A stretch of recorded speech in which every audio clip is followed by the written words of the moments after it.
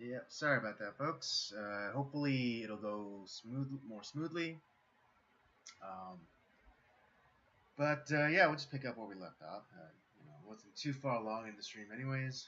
So yeah, as you know, or as we told you, yeah, me and Rob hung out over the weekend. Yeah, it was a really good time. Even though we're just we did something fun. We did watch a movie in preparation for our appearance on the Cut Above podcast. We were actually guests on someone else's podcast. So Yeah. that was fun. How was your? Did you have fun, Andy? Yeah, I had a good time. I was out, I was happy that didn't have to worry about the technical things like I'm having to deal with right now. Yeah, it was like a little bit. It was a bit of a mini vacation for me. I got to be on a. I got to be Robert essentially because I got to be Yeah. the pretty face. Even though the Cut Above podcast is only a video. No, an audio podcast. But yeah, it was nice. It was nice just being the pretty face. Yeah, it was a lot of fun. The movie that we talked about was Prom Night, from 1980. It was, yeah, it's not like the greatest film of all time, obviously, but like I rated it like 7 out of 10. Based off of their rating scale. I was very entertained, and I think that I ended up probably giving it a little bit of a higher score because although the movie itself has a lot of like holes and plot holes to it, but I had so much fun during the conversation. It's like, man, this movie might, this movie's all right. So that's kind of how I looked at it, and it was just fun. Obviously John's been on our show, and then the other two that are on that crew, they're a lot of fun. We got to meet them for the first time, and yeah, we just all had a great time, and it made my Monday. Yeah, we recorded the other night. It's already up for. It's already available for listening. So after this, go and check that one out. Yeah, go check them out on Spotify or whatever Yeah, podcast you all use. the all the audio podcast platforms. I'm sure you'll be able to find it. Cut Yeah. Above podcast. Uh, I guess we can get into the topics. Well, really quickly, shout out to my sister whose birthday was this past Sunday. Yeah, it was a good time. Went and had some sushi.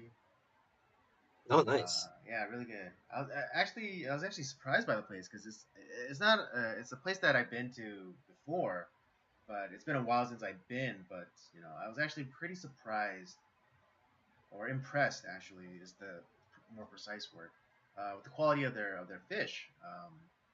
Because like a lot of places, particularly the tuna, because I know a lot of places like You're they very don't. picky on. Right, but I know a lot of other kind of like restaurants.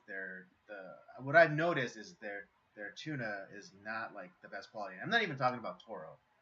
I'm just talking about the kind, the regular red like tuna. You're right. But yeah, but the tuna at this place was really good. The quality was really good.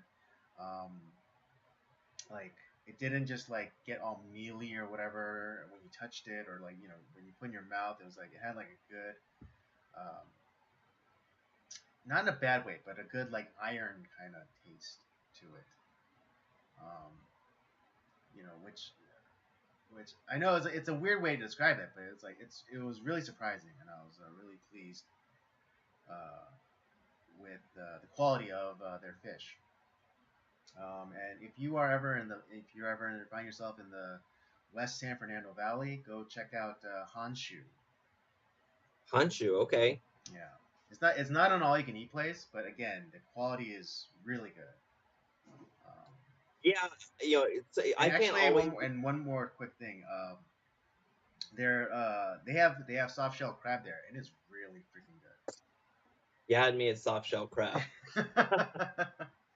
Yeah, I can't always do the all you can eat, so that's just kind of like another place I could potentially go to for like if I just want like a few things. Um, I'll bring that up with my wife because that does sound good, especially right now. Like this weather, my God, it's bad. Yeah, I mean, either Sunday or yesterday was the hottest day. But we are going to be entering into a cooling phase, so that's going to be nice. Yeah, we're supposed to Um, get I think like Saturday it's supposed to kind of break, which will be nice. yeah. Um, and I, you know, and I, and on, and I can't wait to hear all about it because I'm actually going to be out of town that weekend. So yeah, I hope to hear a good report on that. Um, but I guess what, before we get into the main topics, just really quick, uh, kind of follow up with what we talked about, last week, and like, California, passing that thing saying that they're not gonna allow gas fueled cars after 2035. And then the very next day they announced like, hey, electric car owners, please don't charge your cars right now because we're in the middle of a power shortage. What Um, did and and then just before we got on tonight, we're those living within probably this Southern California were hit by a flex alert through our phones, and it's actually a while since I actually got like a literal alert to tell me to not use my appliances until after 9 p.m. Um, but here we are. Yeah, they can go blow it out their ass. Yeah. I mean, you have to be doing a shitty job when your in-laws are supporting your political rival. Yeah, Take that as a sign. It's like, how am I doing? It's like, well, your in-laws are supporting your political rival. It's like, oh, all right. and Maybe take some time to reflect. I don't think that they like me. It's like, Bill, what the hell, man? We talked a little bit about this on Saturday too, where something that we didn't mention, concerning that was, how else you can kind of help if you're really so inclined about like not creating like if you're concerned about like the energy crisis and about like how like fossil fuels and the environment, what's actually very environmentally friendly, buying used cars. Right? Nothing new Because is they already produced. exist. They They already already exist. exist. New is produced. um yeah, like I said, Yeah, and you can get a good deal, and like you can get one that's like really well maintained.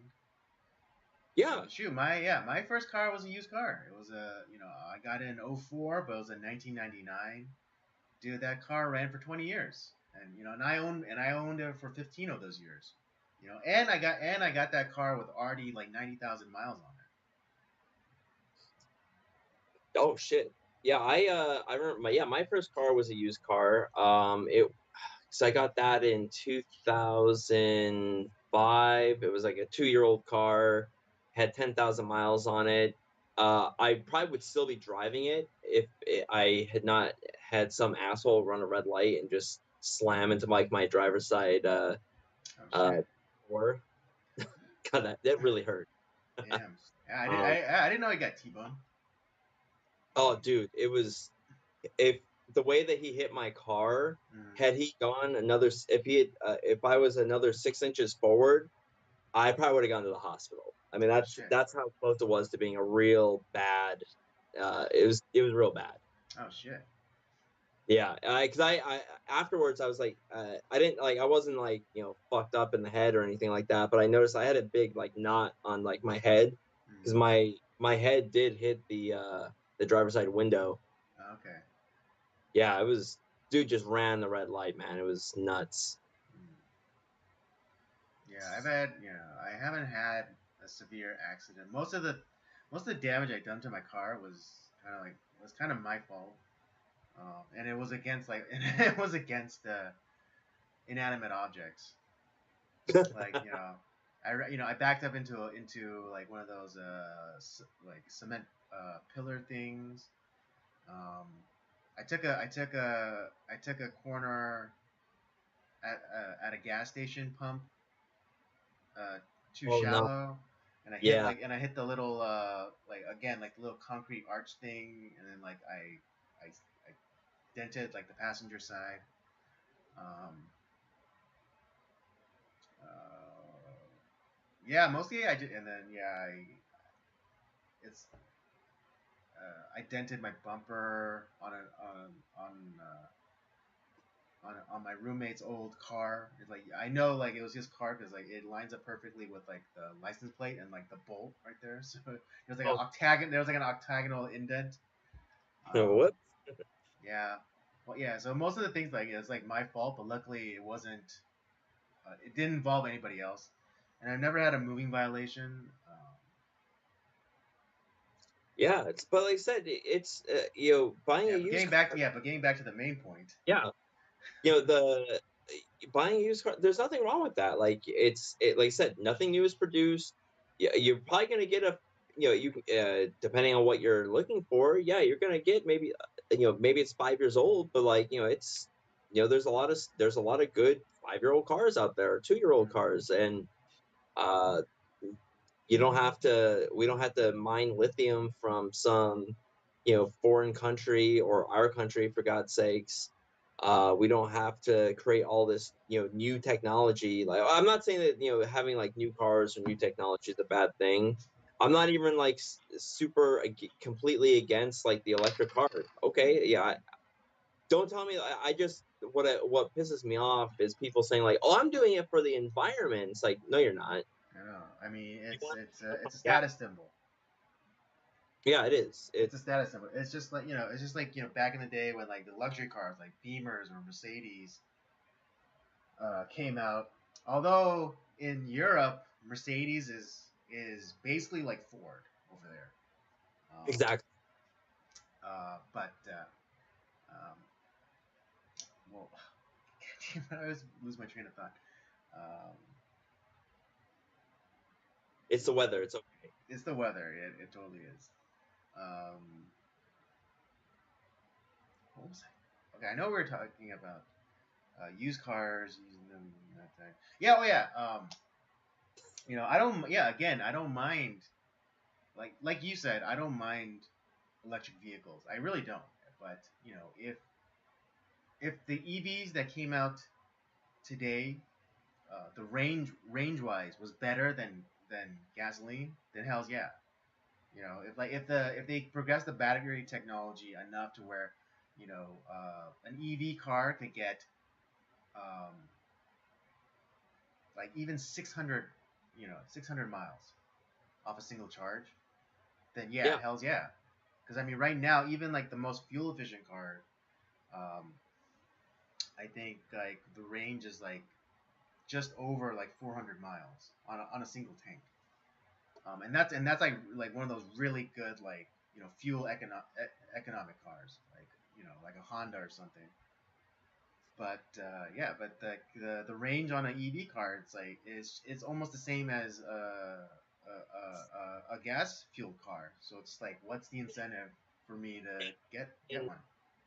not really, because especially like in extreme weather situations, like extreme heat, extreme cold, cut that in Hmm. half. You're getting Right. maybe like 250 miles, and trust And also depending on like the driver too. Like if you're aggravated or you're in a hurry or something, you're gonna be riding that pedal a lot harder, and so you're gonna be expending more fuel. So like yeah, that 300 range is not even guaranteed. yeah.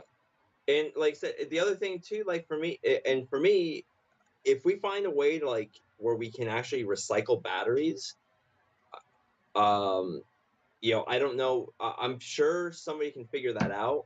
But yeah, until that time happens, like I don't think if you're saying that you actually care about the planet, like that's not the way to go. Um, like we were saying last week, I think the hydrogen fuel cell, that to me seems like the better way. If you really care about the environment, that's really the technology that should be looked at. Um, and I'm not saying that that should be every vehicle should be a hydrogen cell. No, I don't care if there's like if you want to have a electric car, a hydrogen fuel cell car. Right. Yeah. Uh, I mean, mix and match, and and like let the market dictate what the next step will be. Like if if there if people were like really clamoring for this, and then like everyone would automatically shift to EVs, but they're not, because everyone has like a different need. It's like you have like maybe you have a contractor who needs to haul like a lot of stuff, so they need a big truck, and a big truck uses a lot of gas or whatever. But it's also it's just more it's just more powerful. But right now, like the electric vehicles that are being produced, like especially even like the pickups, it's like I don't even know why like they're even going in the direction of fully electric like pickup. Like Ford is doing a fully electric F-150, but it's like who is calling for that? No, and like what is the load capacity? What's the towing capacity? Is it the equivalent or better than the fuel F-150? If not, then what is exactly the benefit of getting the EV version of the F-150?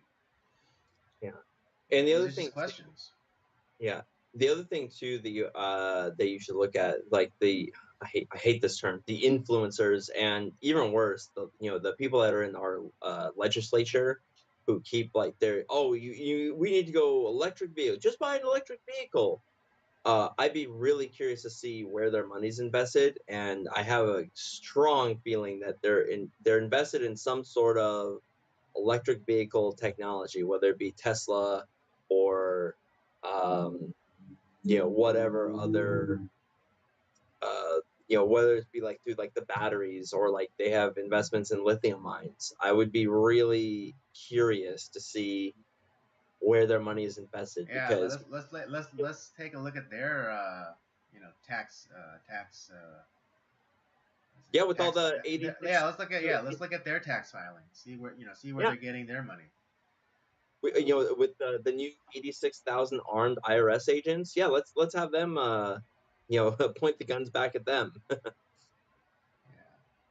but yeah, I mean, getting back to I guess the initial point about the power grid and stuff. If they just maintain them, we wouldn't have a problem. And also if we didn't get rid of what is it, our nuclear plants.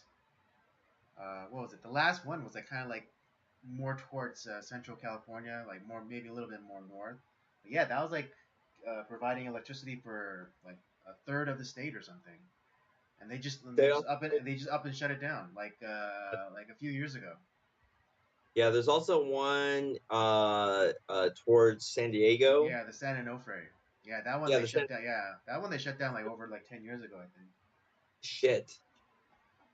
Yeah, So that's it's like, it's like yeah, is it any wonder why we're having like this power shortage? But then also like why the the government after coming out and saying like yeah, no more gas powered cars after 2035, but then from like, almost exactly 24 hours later they come out and say, hey guys, could you not like plug in your cars right now? yeah, and the like you said, always follow where the money's going. What nuclear energy? That's cheap. It's easy, it's cheap, it's clean. Right. Uh, Yeah. I mean, I think nuclear has had like the worst like what's it? The worst like representation or depiction in media, because because I think as soon as like they had like the barrels of like iridescent green goo, it's like it's people just got in their heads like that's what nuclear power is, but it's not.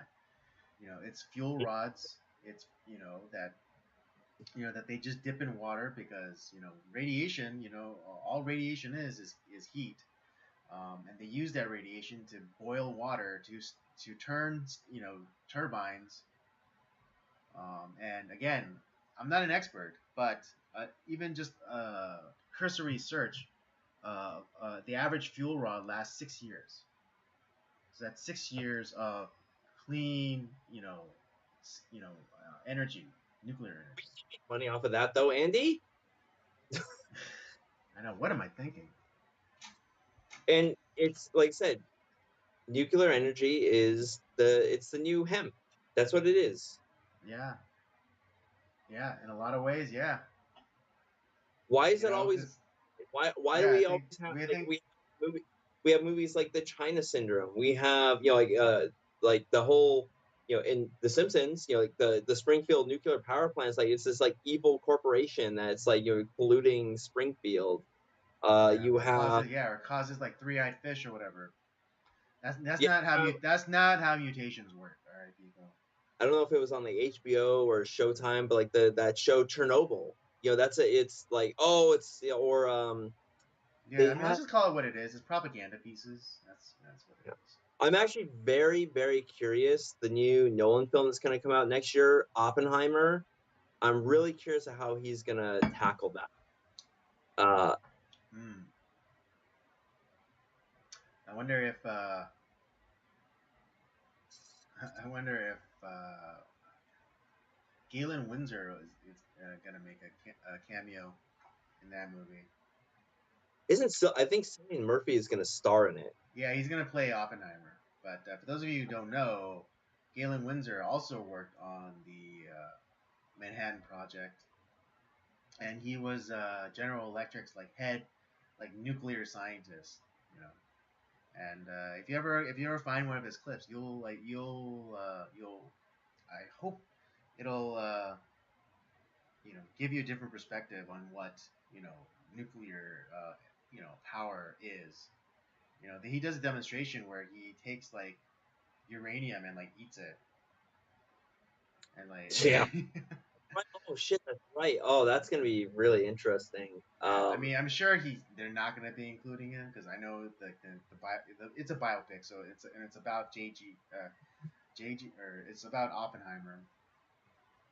But no, but I forgot about those videos. It's like they yeah, it's crazy. Like it's just he's showing us like yeah, I'm not saying that there aren't dangers to it because there's dangers in any industry. It happens, but like I don't the dangers that are being Yeah, I mean, Galen Windsor was saying how like him and his buddies would like toss uh like balls of uranium around like it was like a baseball, you know.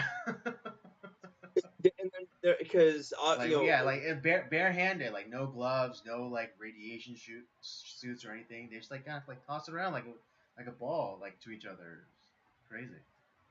because even going back to and I don't know if this was a 20th century invention of this, but like was it Mary Curie who discovered what was it radium. Like they're she died of radiation poisoning, her and her husband or whatever, and it's like, well, that's really all you hear about that story. Like you don't really hear much else other than like, oh, she died of radiation poisoning. It's dangerous. Right. Yeah, I gotta look into her, but I'm sure it wasn't just like the radium thing. Because yeah, I think there was another story similar. Not there was another story similar to that, where what is it? This watch company, used some sort of radioactive material uh, for like their watch faces, so it would glow in the dark, right? But and then the girls that would paint the faces or paint like the numbers to glow in the dark, they use brushes and to in between uh,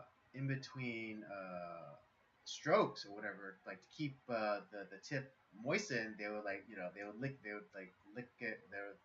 They'd brush the they would brush the brush on the tongue, and so like they were supposed so they were supposedly eating this radioactive material, and then they like all started getting sick and like losing their hair and kind of getting like the, the supposed like symptoms of like radiation poisoning. But Yeah, there's also like because I do remember. God, I don't like when it must have been high school, where we were watching this thing where they would this is like when they were doing all like the atomic bomb testing after World War II. So this is between 45 and like 50, like it was like a 10-year span, like 45 to like 55 when they were doing all that atomic bomb testing, and then they would detonate them in the ocean, and then they would have the sailors they would just jump in the water, and mm-hmm. then you'd like cut to them like a little bit older, and they looked like the fucking Elephant Man with like their giant like Yeah, the uh tumors and yeah, it's like, and it's like, is that really real? Like I'm not 100% convinced, but I don't know. yeah, I don't know either. And that's the thing. I'm not making any claims, because like, and then people kind of get upset, and it's like I'm not saying what it is. I'm just saying what it isn't. It's like you're the one who's saying that this is what this is. I'm just saying this. I just don't know. And what the thing that gets people the most angry is that I'm not convinced. I'm not convinced in the thing what you believe. And it's like, and it's just people have become like mentally lazy, whereas like they no longer know how to support their own arguments except for just believe. It's just like Hiroshima and Nagasaki, they were supposed to be wastelands for like 70 or 80 years. Those cities were built back in 10 to 15 years and were heavily populated. Chernobyl, yeah, they shut like they had their meltdown, and you were telling me it's like they shut down like the last of their facilities shut down in what, 2004. yeah, Yeah, nearly 40, it was like 40 years after like the meltdown, and it's like, and the place looks like a freaking nature preserve. yeah. I mean, like all of like the the what is it? The staff's like living quarters and things like that. Yeah, like yeah, it was an abandoned city for sure, but it's just like all these, like the plants started, kind of taking back the area, and it became overgrown, and like deer started like living inside, the abandoned apartments or whatever. So yeah, I mean, it's like what's and yeah. So what's really the danger if like after Hiroshima and Nagasaki, like all the animals like came back right after. yeah, and the other thing too, not just like the animals, but the plant life came back.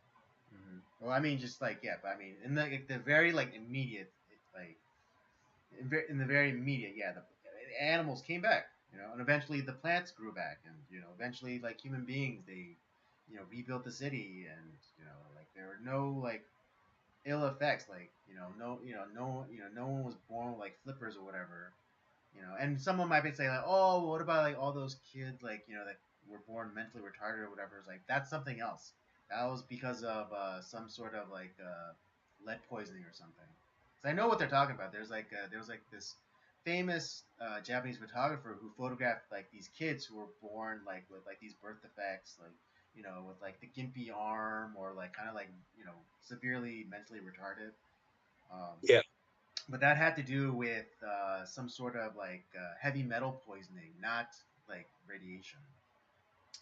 right. And the the other thing too, like we when we did our look at Close Encounters of the Third Kind, didn't they, they made this like nuclear scare or whatever, something that was Yeah. like Or going no, it was along. yeah. Well, it was a biological threat. Yeah, but it was something, something along those lines. But our planet, the way that like it functions, it's essentially like it's the underneath the Earth is a bunch of like radiation, or like all these like supposedly radioactive materials like your uranium and plutonium, all that stuff. Those are natural. A lot of this stuff is natural. It comes from the Earth. It's like I said, I'm not saying it's not dangerous, or that like if it's used improperly, it could be something you could hurt yourself. I'm not saying that it's not, but the fact that like our planet runs on this stuff, just makes me think that like I said, all the direction is to like, oh, the boogeyman, this, the nuclear bombs and the scare, the big bad boogeyman is gonna come get you. It's That's where I'm Yeah, I like, mean, yeah, I don't buy it. with I think with one simple question, I could make people start questioning whether nukes are real.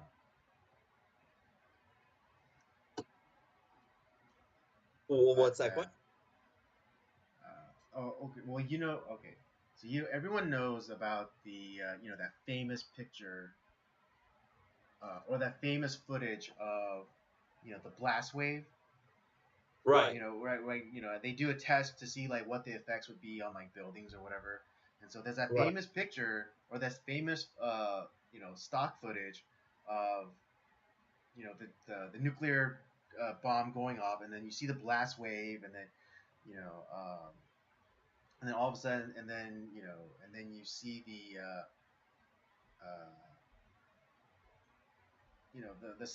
the secondary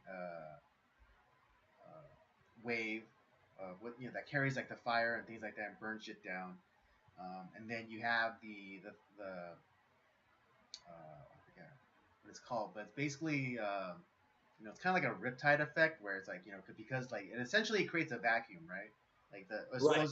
supposedly like the amount of energy that's released, it pushes out all the oxygen from that area, and then after it has because nature abhors a vacuum, the air is like sweeps back into the blast site. We see that crystal clear, right? We like Mhm. there we like how is that possible? How is that possible? Because how does that camera stay that sturdy or steady to capture that image so clearly? Because if it was like anywhere near like the range of the blast, then you would at least think that there would be some like shaking of the camera, right? Even if it was like built like in like this sturdy like bunker type thing, like there would still be some Vibrate. vibratory Yeah. motion picked up, but we don't. We see clearly. And then secondly, how does that? And if we accept the premise that when the bomb goes off, all types of manner of radiation is released, then how does that film survive? Because for those of you, because I have special knowledge because I'm a photographer, but back in the day, you know when photographers used film, they would have to, uh, you know, put it through the X-ray machine, and the X-ray would kill that film, right? Like you would, like it would, you wouldn't be able to use it. So if a With nuclear bomb releases radiation, what was that? because X-rays utilize radiation, don't they? Exactly. X-ray is a type of radiation.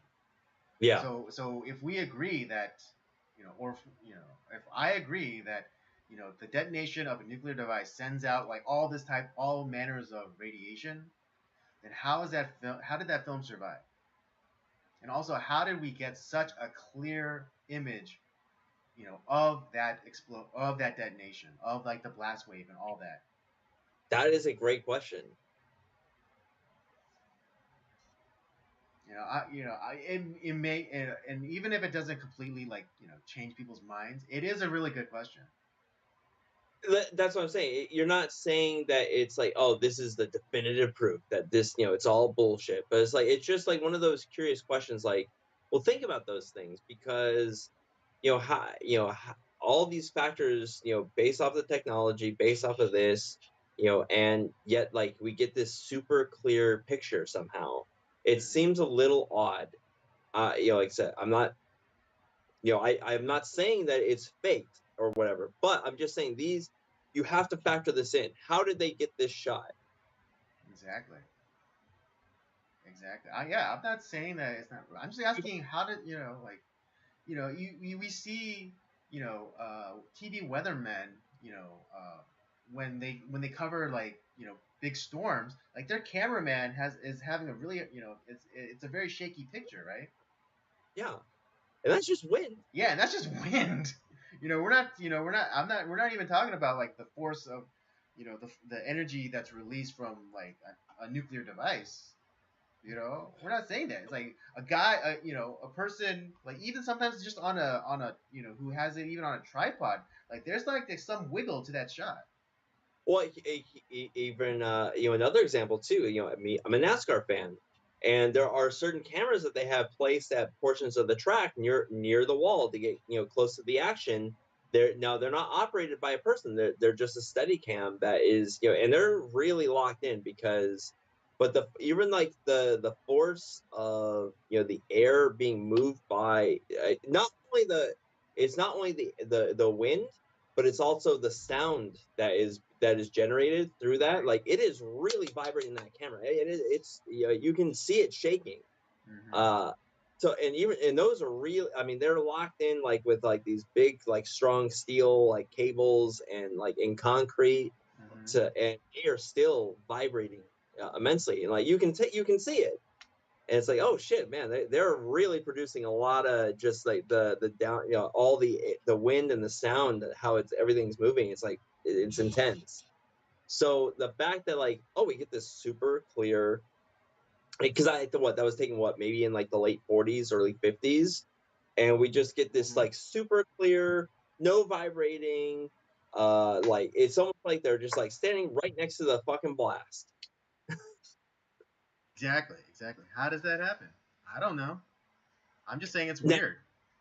because even like okay, let's say because camera technology has come a long ways Mm-hmm. where you can be fairly far away and still get a good shot of something. The zoom the lens technology has increased tenfold in the last what 80 years. Mm-hmm. And so but we're talking about late 40s, early 50s. I mean, the technology, since the camera had been invented, the technology had progressed quite a bit, but not to the degree where you are what, like maybe Right. Because however many. right. Because again, yeah. Like if like let's say that let's say that uh, because like the natural response to this, like, oh well, they could have used a telephoto lens. Okay, let's say that they used the telephoto lens. You know how big that lens would have to be, Yeah, like, especially it's especially for back then. It would have basically been it would basically had to have been the same size as like maybe a small like observatory telescope. That's how big. and Yeah. Especially if like they had to be like if they were like really far away for like safety reasons, right? Because the radiation was like really big. But again, the lens would have to be like humongous. But then also like are you able to even get that perspective? Because the blast is going, you know, because like if you're this perspective of like the camera, like in the footage, then the blast is coming from behind you. yeah, like I said, it doesn't make a whole lot of sense, and it's like, and if they did have this giant telephoto lens, I'm sure that like, oh, look at this like great technology that we created. Wouldn't there be pictures of that too? Like, I mean, that's a pretty big achievement as well. Mm-hmm. Right, yeah, because it's like because like why aren't there pictures of the lens that took the shot of like the blast wave from a nuclear device? That would be something like, oh, that should have been like, I mean, I don't know, maybe you have to do some research. It's like, was that in like all like Time or Newsweek where it's like, oh, check out the technology that captured the famous blast wave picture, and but like there's nothing like that. Yeah, just like I said, it's. it's one of those things where, we're not like Jesse Ventura's like, we're just asking the questions. It's like, it's not, we're not doing that, but it's just more, we're thinking about this stuff. It's like, I'm not saying that we have the answer to those questions. It's just, we're not just buying into like what's being said, because there are inconsistencies. And I'm like, all I was looking for is like, well, what's the answer to that? Like that seemed a little odd. How did we get this shot? Like, what, was it this like, massive telephoto lens? Oh, if that's the answer, if we, and Yeah, do we, I will be satisfied with that. It was just like, oh yeah, here's the telephoto lens that we used to capture that event. I was like, okay, cool. oh, okay, great. Okay, then, you know what? I'm more inclined to believe the story.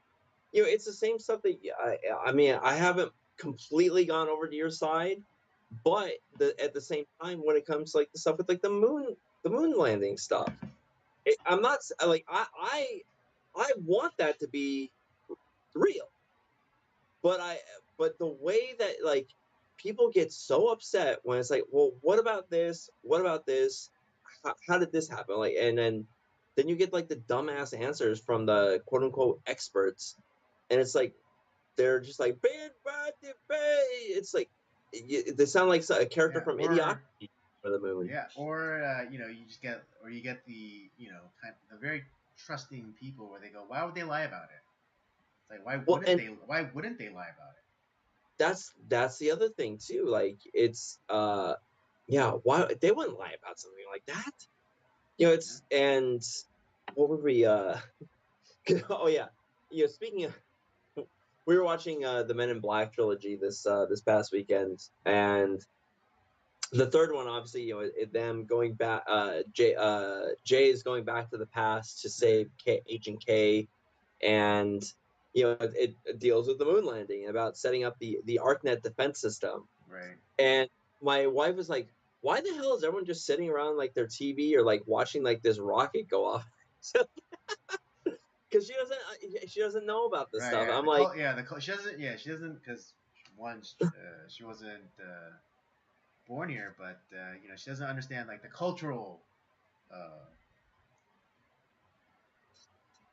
cultural significant. significance. Yeah, she doesn't understand the cultural significance. I was trying to I did like the short version Hmm. about like explaining like the reasonings behind it. It's like, uh, I guess I get it, but I could tell she was like, I don't get it. Yeah. So what's so special about the fucking moon? Yeah. It's kind of like it was just more of, it was one of those like, the we needed to have the bigger cock than the Soviet Union. That's what that was Yeah. I about. mean, it's all Sun Tzu, dude. It's about the high ground, and what's higher, than any point on the planet, the moon. Man always wants to explore, new, it's that's the whole idea about Star Trek, exploring new frontiers and seeing new things that no one has ever seen before. That's what humanity does. That's what, there is, not every man, but in mankind in general, Hmm. that is like the desire that they have. They want to explore, and they're curious about like what's around them, and like, okay, I've gotten here, what's beyond that? And I got to go see that. And that's what people crave. Mm. But yeah, no, it's just like this stuff is just interesting me, like just all there's a lot of Well, inconsistencies, and I like to ask these questions, and I like to think about it. And like I said, I would be the first one that's like, oh, okay, so that's how they did it. Okay, but like what gets my antennas going up is like when people get all upset about asking the questions. And it's okay. And like, I wouldn't be mad if someone's like, you know what? I don't know. I don't know how they got that shot, or I don't know how we did this in the right. Yeah. past. It's more about like their unqualified assertion, because like they haven't even thought about it. It's like, oh, what are you, some sort of conspiracy theorist? Like, no, I just want to know how they got that shot. Because I mean, if everything, like in my mind, like would be required for that shot, like one, they wouldn't be able to afford it, because like the amount of like reinforcing and like foundation, like they have to build a foundation that's at least 20 feet deep, right? and then they also have to line the structure with lead to keep out any of the radiation. I mean, Right. except for like the tiny window that they'd have to have uh, for For the yeah, for to actually be able to capture the shot.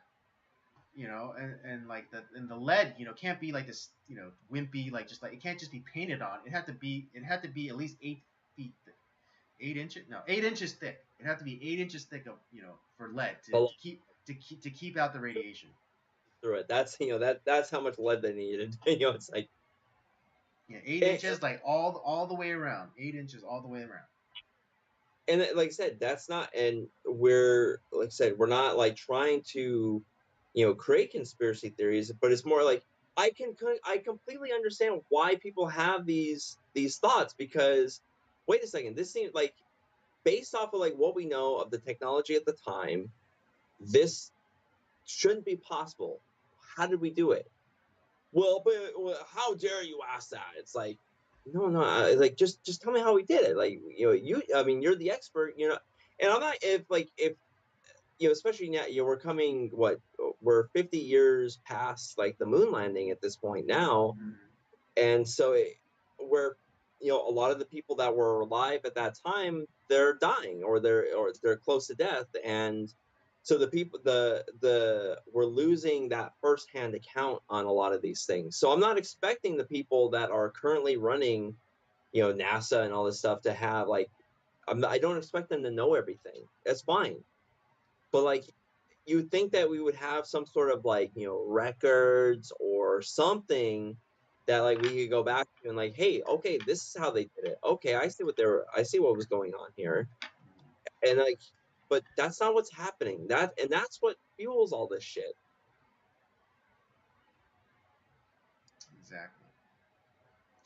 All right. Yeah, we kind of got away from us, but it it it does kind of line in perfectly for what we did have planned to talk about, and so I think we should get into that.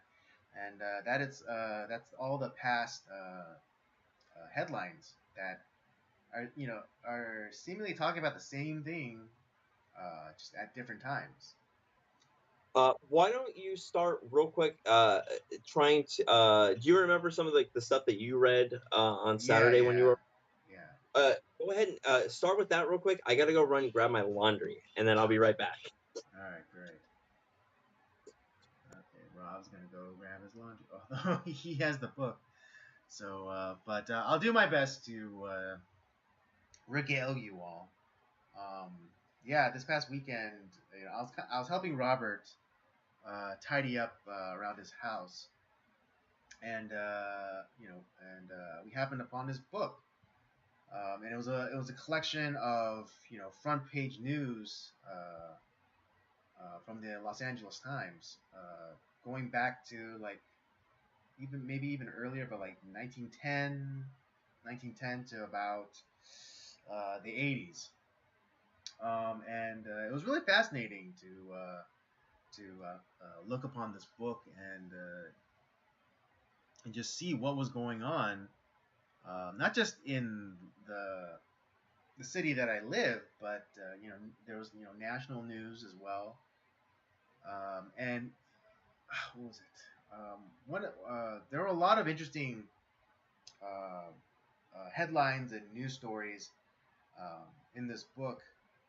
One of them was actually a climate change uh, story.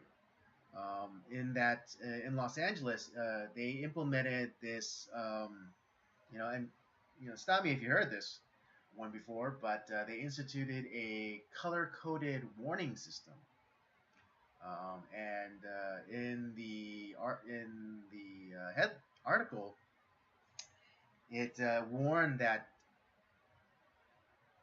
it warned that Los Angeles went through its first red smog alert. Basically saying that the air quality was not good, and like the air quality was bad. And it's just kind of like nowadays with all like this climate alarmism. You know, they're like, oh, look at there's all these wildfires. Oh, it's so hot in summer. It's like, well, yeah, it's summer. It's supposed to be hot. Um, but yeah, it was real. It's really uh,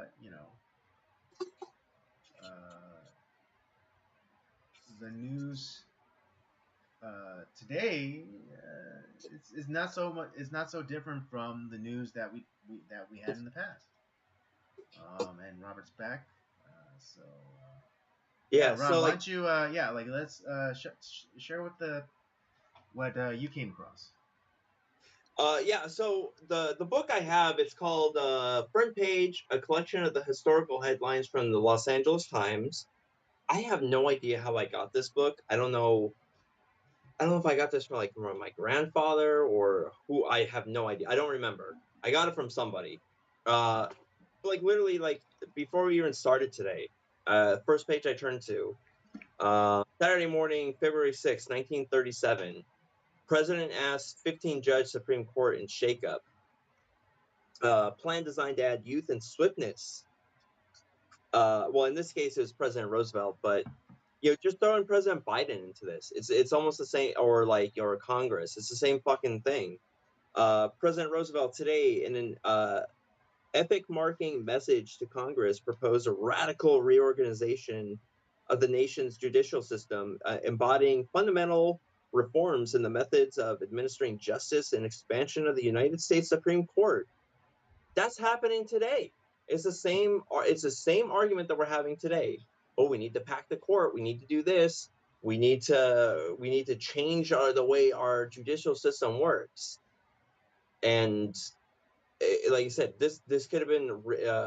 We could probably look at CNN within like the last few months, and this would be a headline that's in there, or like that's on the news itself, or in the paper. Um, Yeah, we did like we were talking I forget like what year it was from. I think it was like from like the 50s or the 60s, talking about school reform and how how distance learning is a bad idea. It's I forget like Oh the yeah, I what remember the that one. That was wait, it was the Los Angeles City College, and like the teachers' opposition to television instruction. Yeah, oh yeah, that's right. Yeah, It's and they, like they, that. they talked about how less what's the word I'm looking for? It'd be less effective. It's more impersonal, like the building like a teacher student like relations. It's kind of like all the things that we were talking about during like the lockdowns. When like these kids trying to do school via Zoom. And just like and I would see memes of kids coming up with ways to uh, what is it? Kind of like the 21st century version of like the glasses with like the eyes drawn in. Like they would just Yeah, have like they would have like their phones, and they would have like them like look like pretending to like take notes and like look up every once in a while, and while the kid was like on their iPad playing Angry Birds or something. It's just like, yeah, exactly. Who would have thought like distance learning would suck? the other thing dealing with kind of like what we were talking about in the last segment about like the environment and the energy crisis. That's Hmm. stuff that we were seeing, like I forget like from like what year, but it was talking about like the smog, like the smog in Los Angeles. Yeah, I That, was but just talking about that when you're coming yeah, in. from like 70 years ago. Hmm. So it's not it. So clearly, people like had this in mind, and okay, I understand. Like looking at like this, all this like smog, it's not pretty to look at. I totally understand that, Or and finding ways. as people from LA will call it, marine layer. It's marine layer. Yeah, and I know it's not pretty to look at, and it's not healthy either. I totally understand. I mean, hell, you look back to like even in the start of the Industrial Revolution, all like the coal plants and stuff, like where there was a lot of soot that would be put about. So I'm not saying that there's not stuff that we can do, like hey, we want our city to look nice. We want people to live healthily. I think that's normal, right? That's not a bad thing. But like Right. but like it's crazy because you would look at that headline, you would start reading that article, and it looks like you're reading the same thing from today. It almost sounded like an article from today. Right. Yeah. And what is it? Like I read something about like some sort of like fuel shortage, like coal or something. Yeah, yeah. Yeah. It's like, oh my god. Yeah. Uh, So it's like yeah. So it's really trends. It's so crazy. It's and yeah, you can and again like kind of like the George Lucas line. It's like poetry. It rhymes. Yeah. History doesn't repeat, but it rhymes. Um, and so yeah, like their fuel shortage thing was coal. Ours is you know uh, oil. Um, their education emergency was trying to introduce basically like teaching distance learning. One teacher like on camera teaches like myriad of students all from all over the place. Ours is Zoom school. Uh, yeah. so it's just the same problem, different decade. We also had what was the headline? Like it was about I think it was some Oh, sort of it, we there's pertinent to what just happened in L.A., but a recall attempt. that's yeah, oh the signatures. Yeah, Yeah, the that's what signatures. yeah, that it's I forget like what who the hell it was Yeah, some it was for the mayor of L.A. And I believe at the time it was Mayor Browron. something like that. Yeah, Yeah. yeah, but But yeah, apparently like, yeah there was a recall attempt for him, but they checked the signatures and good amount of them were like forgeries or didn't line up with like the record. Um, now you I know, don't know much about that particular mayor. Like I don't hmm know where he like lines up politically or whatever, but the I'm pretty sure he was a Democrat. fact yeah, wouldn't surprise me. But yeah, You know what? I'll check it right now, really fast. because what that was back in like what the Like 60s, 30s or 50s. something. Or yeah, What was maybe. Hold on, let me check.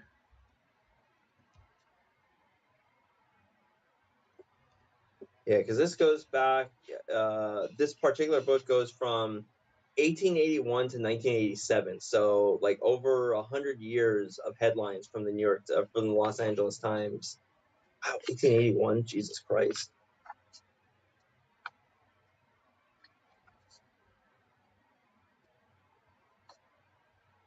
It's just like you said. This book was kind of. It's just kind of like this like fun little um look at things, and it's just kind of like nowadays, like where we can, the stuff that's recorded on video, it just kind of doesn't die. It doesn't go away. Uh, and I'm sure that, like, I'm not saying that maybe there was some good reporting. I don't know. Yeah, Uh, mayor of 35th mayor of Los Angeles, 1938 through July 1st, 1953. Jesus Christ, that's way too long. Seriously. Oh, shocker of shockers, he was a Republican. I'm maybe it's a rhino. Maybe he was a neocon. He did serve army, of course. First World War. Oh, okay, all right. So at least he's a vet. Yeah. He didn't get his white feather. Yeah.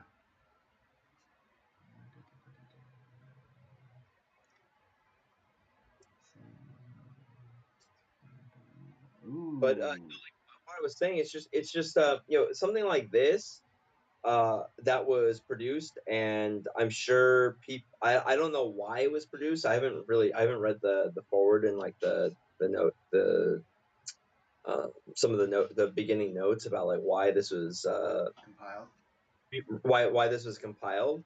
But it's kind of like one of those things that you can go back to. And it's like just like nowadays with like video nowadays with like CNN and all these media stations, it's there forever. Hmm. It's like obviously we don't get the complete paper. I'm sure there's some sort of archive somewhere, but some of the articles get cut off because they're Yeah, resumed on page. page like 4 or whatever. But you get kind of a good idea of like what the story, what they're trying to tell you, and it's like it literally could be ripped from today's newspaper. It's scary. Yeah, or like off the Chiron from CNN or whatever. Yeah, it just and it wasn't like just like one story. It was we looked in several different like locations. We looked at Yeah, we some looked at stuff. several different decades. I Yeah, we looked remember. at like the 20s and 30s. We looked at the 50s, the 60s, the 70s, and it's like, yeah, wow, this could be like this is today's news yesterday. Hmm. So it's like it's either like we're just going through the same problems, or my thing is like that it's the same problems that just never got fixed, and we just put like some sort of bow on the whole fucking thing, and it's like, oh, it's fixed. It's we got that band-aid on there, and then the band-aid falls off. It's like, oh fuck, we got the problem again. It's still bleeding. Yeah, it's like it's a lot of band-aid fixes and a lot of like kicking the can down the road. Things that, oh, we'll just get to it later. Which we'll like, and that's how you get crappy energy grids. That's Bringing it yeah, back. yeah. Well, that's a great point. It's like because no one wants to do anything. Our government is inept, state or federal, most of the Hmm. times, and Yeah, unless like and even city or even city. yeah, unless you Um, have your ass kicked a little bit, they're not going to do anything. It's kind of like that employee that's like, I just want to, I don't want to be here, man. It's like, yeah, it's oh, the Office Space effect where it's like, yeah, I do just enough work not to get fired.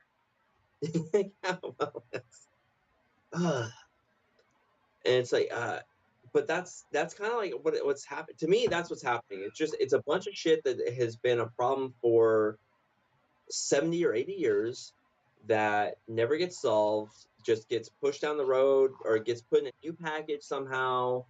um and people are just like, oh, okay, all right, because why would the media lie to us, right? And it's it's always been a problem, dude. It's weird. It's scary how much this has been I don't know how long it's been a problem, but it's been a problem for a long time. Oh yeah. Well, I mean, I don't know. It's like maybe it's just the natural life cycle of civilizations. You know, um, Maybe. and perhaps we're just because the fall of the Roman Empire took like what, like 3,000 years. Um, I don't know. That's an exaggeration. Like three, like the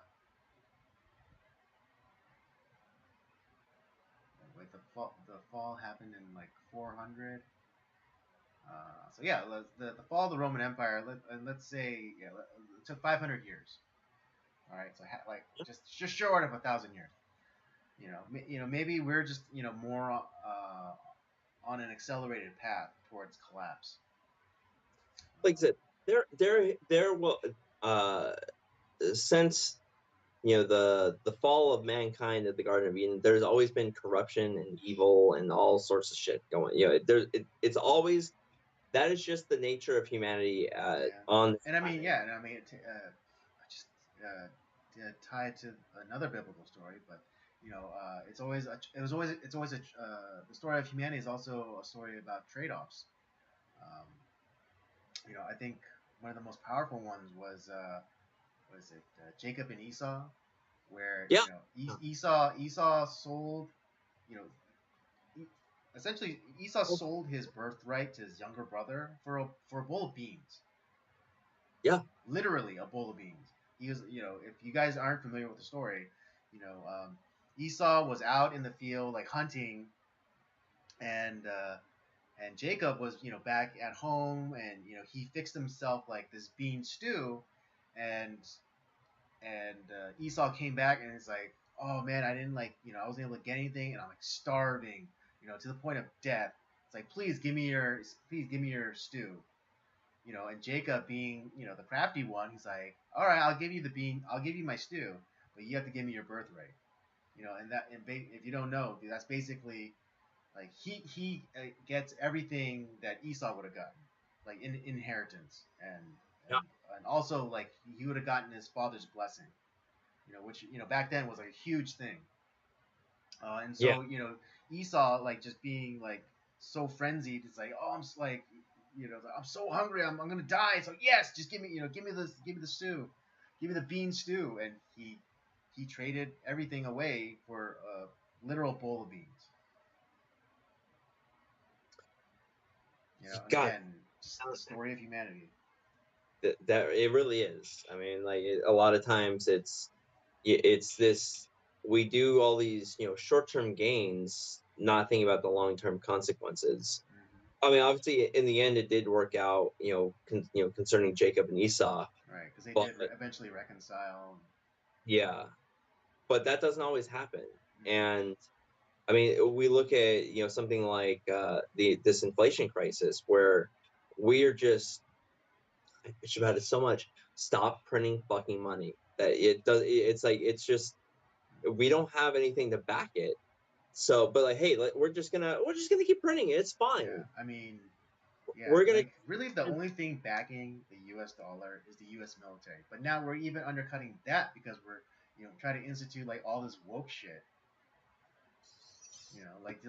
Before our military was feared around the world. Now like they see us with like So soldiers who have two moms, or fighter pilots wearing maternity jumpsuits, and just like how like our enemies do not take us seriously.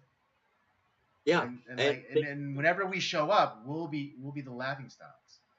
yeah, and nor should they take us seriously at this point. Uh, and that it's just the it is gonna we this country is in so much debt. Like, I mean, I can't even fathom the number. It's like, it's no person. You could like put together the currency of like the last 500 years, and you might not get that much money. That's it's an insane number that maybe, well, I mean, we're feeling the some of the effects now. I can't imagine what the next generation, or the next, our kids or our grandkids or our great grandkids, what they're gonna be fucking dealing with because of guys that like Joe Biden, who are selling themselves for a plate of beans. Mm-hmm. Yeah, I think, if trends go the way they are, it's like $300 for a Big Mac. Not even a combo. Just just the Big Mac is gonna be $300. We're gonna be like post World War I Germany, like just burning Reichsmarks for fuel. Yeah, yeah. Or just or more recently, Venezuela, where they were buying stuff with their money, but by the pound. And that they're sprinkling dust on it to make it weigh more, so they can get more stuff with less. Jesus Yeah. Christ. But All yeah, it was right. just. Well, I guess, yeah. I don't know if anything else you have to add. No, I was just saying it was just kind of like a little fun thing that we. I mean, we'll come back to this at some point. Like, I'll definitely be looking through this book, and like, if I find any other kind of headlines or whatever that's like, wow, that's kind of what's going on today. We'll bring it up, but it was just kind of fun that we found this because you were helping me finish kind of cleaning up my office, and we found this book, and it's like, oh, this is kind of, let's check this out, and we were just flabbergasted. Like, I mean, we just turned to a random page, and it's like, oh shit, this is happening today. Yep. Yeah. Tomorrow's news yesterday. Yeah. All right. Well, I mean, speaking of like you know dystopian futures, I guess we'll cover the Biden speech. I don't know how in depth we probably not that in depth. We'll touch on it. Like We'll it's touch on just it for sure, it's but important. it's just more of him like causing disunity and just like painting with a broad brush and I think he was trying to instigate something. I think like, it's I think Biden was trying to instigate another January 6th, by calling regular patriotic Americans these like extremists.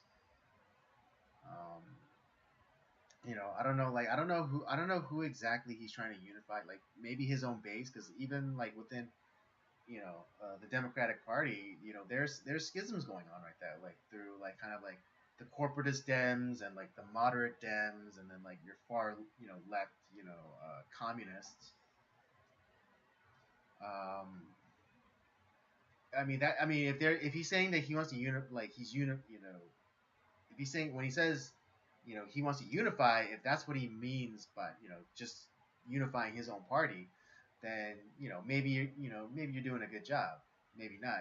I think you might be losing some of the moderates, but I think the corporate and the corporate Dems and like the, the communist Dems, I think they can get together on some things. Yeah, it's so optically it's so weird looking. I mean, like the Yeah, it was very Palpatine, and like this is how yeah, liberty dies. well, it's funny because yeah, friend of the podcast, Gay Alex, we were talking about this today. It's like, dude, did you see that fucking speech? Like, are you kidding me? I was like, I know it's do you know like it's like I'm not even talking about like the speech itself, which is also horrifying, but the Mhm. fact that like the way that it just looks like I are you trying to look like this like maniac that is Yeah, are you trying. trying to be a supervillain? And Is I that was what like, it is?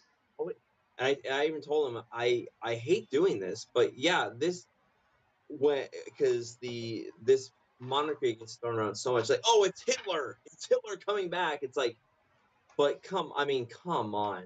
I mean, this is something that he would have done, but it's like it's Yeah, I love the I what I loved was like the comparisons to V for Vendetta, with all the like memes were there. it was like the color scheme too, because it was like the character of High Chancellor Sutton, in his Reichs Northspire, I'm sorry, Northspire party. I haven't seen that movie forever. It's so good, and it's still and it again still so relevant. Yeah, I don't think I've seen it since it came out in theaters because I did go to see that in the movie theaters, but I Yeah, don't think but I've I mean, yeah, because even at the time when it was released, it was during the Bush years, and so yeah, I know a lot of people were comparing, you know, that movie to like to Bush and Bush Jr. And his kind of rhetoric and how like everyone's a terrorist because like the character of V was constantly being referred to as the terrorist, and so like yeah. that was like a big thing. It's like if you're a towel head, then you're the terrorist. um, but yeah, it's just yeah, like I said, Emperor Palpatine. It's yeah, V for Vendetta. It's you have Yeah, it's 1984. It's Animal Farm. It's it's all on and that. on and on and on.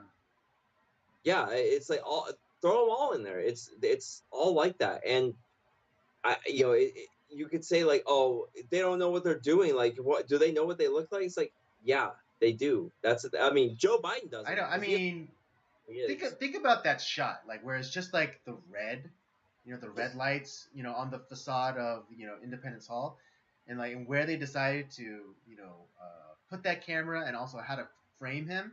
That was all intentional. Like they could have done like a little wider shot and gotten the blue in it. I mean, it wouldn't have really helped that much, but it would have been like just like that one shot of him like looking like a fucking Palpatine. Yeah, that's where like that the people that are his handlers, they knew exactly what they were doing. Of course, yeah. But Anyone who keeps on saying like, oh, they didn't know what they were doing, it's like, yes, they fucking yeah, did. Biden didn't. That's Yeah, true. that's okay. That's the only true part of it. Biden had no idea what he was doing, but the He people behind Biden know exactly what they're doing. Biden was essentially Dwight Schrute from The Office being handed the Mussolini speech to like to give at that conference. That's what Biden is. Okay, Yeah. he's an idiot. But like the people, the unelected handlers that are around him that will be in government forever unless we do something about it. They're the ones that like they knew what they were framing. They knew what they were the speechwriters, the cinematographers, the people that Yeah, the set people everything that up. produced that, produced the event and everything, they knew what they were doing. Yeah, like the way like and this is one of those incestuous things with like the media too. Like the media knew what they were doing, Mm-hmm. and not to not that I'm trying to get people away from us, but Mr. Reagan talked about this too, like where they're trying to turn Biden is so unpopular. The whole administration is super unpopular. Oh, but Trump's popular. For whatever reason, people love Trump. So we're gonna try to make Biden to Trump, but not who Trump really is, Right. Well, but like like they're trying to turn him into Trump, but without understanding why it works for Trump. yeah, exactly. It's a fucking disaster. Mm. Yeah, And because he's getting because if you've seen like a lot of his Biden's, of course, recent like rallies and things like that, he's taken to coming up with like clever little nicknames or you little MAGA Republicans. yeah. But again, it's like They're not good. they don't understand why it works for Trump and not for Biden because and here okay, if anyone I don't know if our our little stream is worthy enough for the Democratic strategist. But the reason why it works for Trump and not Biden is because Biden is calling names to half the country, right? Just Yeah. regular old people, regular people. Yep. But Trump, he's giving these, funny, Specific. clever, you know, clever nicknames to specific people, right? Yeah. Attacking a certain person, not people. Low It's it. energy. Exactly. Little Marco, lying Ted Cruz, crooked Hillary. Look, all those are like individual people, right? He didn't say like all Democrats are crooked or all Democratic voters are lying or all Democratic voters are little. No, he Yeah. called specific people. He called out specific people. Exactly.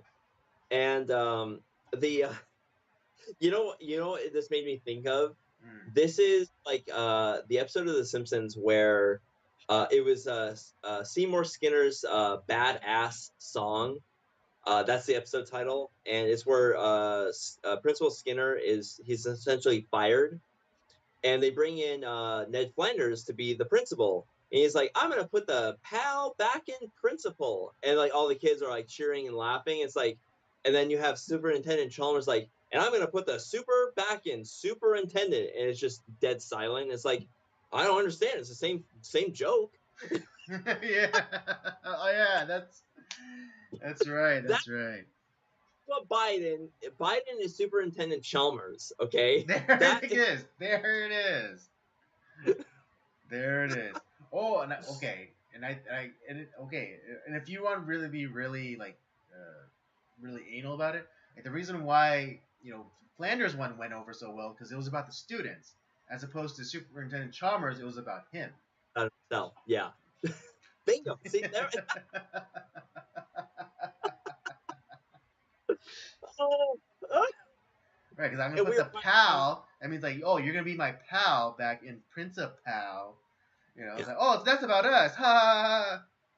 Is and same thing because he does another joke. It's like, well, when Jimbo is like, what's your policy on lunch? And it's like, well, I'm gonna put the stew back in students. You know, it's like it's once again, Yeah. it's about the students. Right. Oh yeah. Yeah, Oh my it's not, God. Politicking, a la The Simpsons. but I guarantee we are the only ones that have made that connection. Oh my God. I know. Oh my God. Oh my gosh. Oh my God. Why don't we have a bigger audience? One day, Andy, one day. One day it'll happen. Oh man. It's funny. I wasn't thinking about that today until we started talking like, about this. I was like, oh my god, this is that fucking episode from The Simpsons that I've watched a billion times, and like, Yeah, me too. I know, me too. how did I not make that connection earlier? Oh my gosh. Everyone's like, oh, he's making a Hitler rant. It's like like when the dictator and all this. It's like, yeah, okay, yeah, true. It's all that stuff. But see, this is more fun. This is more fun because this is, yeah, that happens all the fucking time. You have someone that's super popular that like reaches the people, and you have somebody that's super jealous that like hates that nobody likes him, and he tries to make the same type of joke, but it's kind of like it's all about him, and it goes over terribly, and they get all pissed off about it. Yeah. That is Joe Biden Yeah. versus Trump. Right. But also, also the differentiating factor is also that, Trump never, or he didn't flip flop. I don't want to say never. He didn't flip flop on his stances, generally speaking, because just 24 hours later after the speech, he gets asked like, "Oh, Mr. President, do you really feel that all Republicans are you know are evil fascists?" And it's like no, and then Biden, nerfed his opinion and said like, no, not all Republicans. I'm Like sure even he was probably thinking about like Liz Cheney. probably I don't know. Oh, Miss Piggy. But yeah, he did the speech talking about like, oh, how like these MAGA Republicans are a threat, an existential threat to our democracy or whatever. And then like the very next day he's like, oh, not all of them, though. It's just like, yeah. I just want to say, like, not that like I care a whole bunch about Wyoming politics. She got shellacked by 37 I know, points. huge margin. She got taken behind the woodshed. Oh god. Yeah, although it is really funny though because because of the population, like they only have one representative, but yeah, like it was crazy because she was appealing to Democratic voters to switch parties just to vote for her. That's how desperate she was getting. God, it was just like I was like, I was catching the not that I listened to him all the time, but some of his episodes are entertaining. I was watching the thing with like Dave Rubin, where he every year he does like this thing where he kind of just goes off of like social media and kind of just takes a break from the news, which is I think healthy. It's actually not a bad thing to do. Yeah, always like, a good thing to detox every once in a while. Yeah, and so on his comeback episode, he had Larry Elder come on, and like he had like this whole list of like things that have happened during the month, and he was and one of them obviously was Liz Cheney getting shellacked, and it's like so Liz Cheney lost her seat. Can you guess how badly she lost that seat by? And he's like, oh, I mean, was it like pretty close? Like, no, she lost by like 37 points, and he's just like, I can't even fathom that. Like, that's like good God. He was like, that's great, but like, wow, 37 points. Yes. Oh. Right, because you like I don't know why, but like even in as red a state as Wyoming is, it's like you don't expect those numbers. No, I mean, and it's just, man, she got killed. Mm. Yeah, and I mean just like another kind of political dynasty that's biting the dust. Good. Yeah, good. That's, thank God. Hmm. Yeah, I mean Um, like it got so bad that she got her dad to do a freaking political ad for her. hey, do you want to be? You want to be with my daughter? You Yeah. He's the real life penguin, dude. Yeah, seriously. Although, like, since he's gotten older, he's lost some weight though. Well, that's good. Yeah, good for him. That's the only thing that I'll give him kudos for. You know, he shot a guy. He shot a guy in the face with Okay, a yeah, don't shotgun. It's forget okay. people. Dick Cheney shot a guy in the face. It was Yeah, probably the real president for those 8 years. right. Yeah, and I mean, yeah, it's just like so crazy because like you want to talk about carpetbaggers. Yeah, that's Liz Cheney. She wasn't from Wyoming. She was a DC kid. Like she never spent. I guarantee she spent like 5 seconds in Wyoming. Just like why is Mitt Romney in Utah? He doesn't. Mhm. He's not in. He doesn't care about Utah. Right. I mean, yeah, he's a Mormon, but And it's but like if Utah Utahns, like whatever the fuck they're called, I if they came were smart, they'd get rid. I used to refer to them as Utenites. Oh no, they're called Utes. Uh, Not I'm not sorry, not like Johanna, the two youths. yeah yeah yeah not my cousin Vinny, but like yeah those Utes, if they were smart, they'd get rid of his ass because Yeah. he's the same. He's Liz Cheney. He's the male Liz Cheney. He's another guy that just doesn't. Yeah, He I mean, hates those people. I people. mean, unless people forget, he was like the governor of Massachusetts before, and he was like the one Uh, that instituted Romney Care, which like the kind of yeah, precursor to Obamacare. yeah. Something about that always reeks a little bit to me, like where you have these people that are senators that like, well, it's one thing like where you are, let's say like you're younger, like okay, I was born in Massachusetts, but Mhm. I spent most of my life over in like Michigan, okay, and I run for politics in Michigan. That's one thing. But when you've spent like the majority of your life, you've been working in politics. Like, oh, I can't be a senator here. I'm gonna move to this other state for 5 seconds in this like very weak, this seat that's almost up for grabs, and I'm gonna make a residence, and then I'm gonna run for this seat. Yeah, That and I mean reeks to that me. was the criticism for Hillary Clinton too, because uh, her husband, Bill was governor of Arkansas, and they lived in Arkansas for a while. But then, like, as soon as after Bill's stint as president, they moved to New York, and again for like 3 seconds, and then she ran for Senate as a New Yorker. Yeah, bullshit. Bullshit. But yeah, also yeah, Mitt Romney's family is also kind of linked to that branch of Mormons that live in like or like they kind of like go back and forth from Mexico. Yeah, it's something really. It's just so weird. Yeah, it's just something weird Uh, about the Mitt Romney.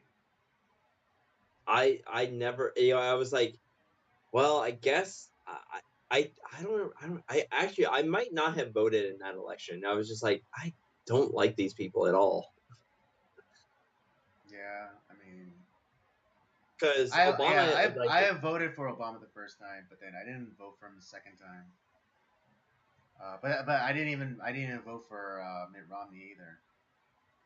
I was just like, yeah, that election I think I abstained because I was like, well, I've gotten enough of Obama, but like Mitt Romney is not like any better. Yeah, It's right. just like I'll stick with the devil I know, I guess. Or it's like I just refuse. And Yeah. people say like, oh no, but it's your patriotic duty to vote. It's like no, it's not. Like if I if it's Now, if it's a choice between you know a full shit sandwich and a half shit sandwich, I would still abstain from choosing.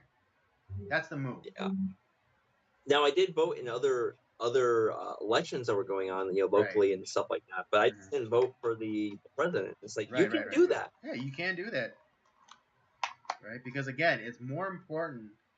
It's more important that who your dog catcher is than who the president is. People forget that. Yeah, people forget that, but it's true. Like it I, doesn't matter. I Like mean, that's why we had like almost like a century of like these no-name presidents that like no one remembers because like the president shouldn't be that important. no one knows who the fuck Millard Fillmore is. Millard Fillmore is. I mean, it's Exactly. like And he's a nobody. and as much as of a history buff I am, like I barely remember like him.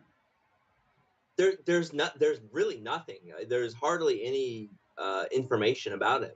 Mm-hmm. There's I think there's maybe like one biography, maybe, but like it's not a whole lot. Like nobody really knows much about the guy. Mm-hmm. And you know why?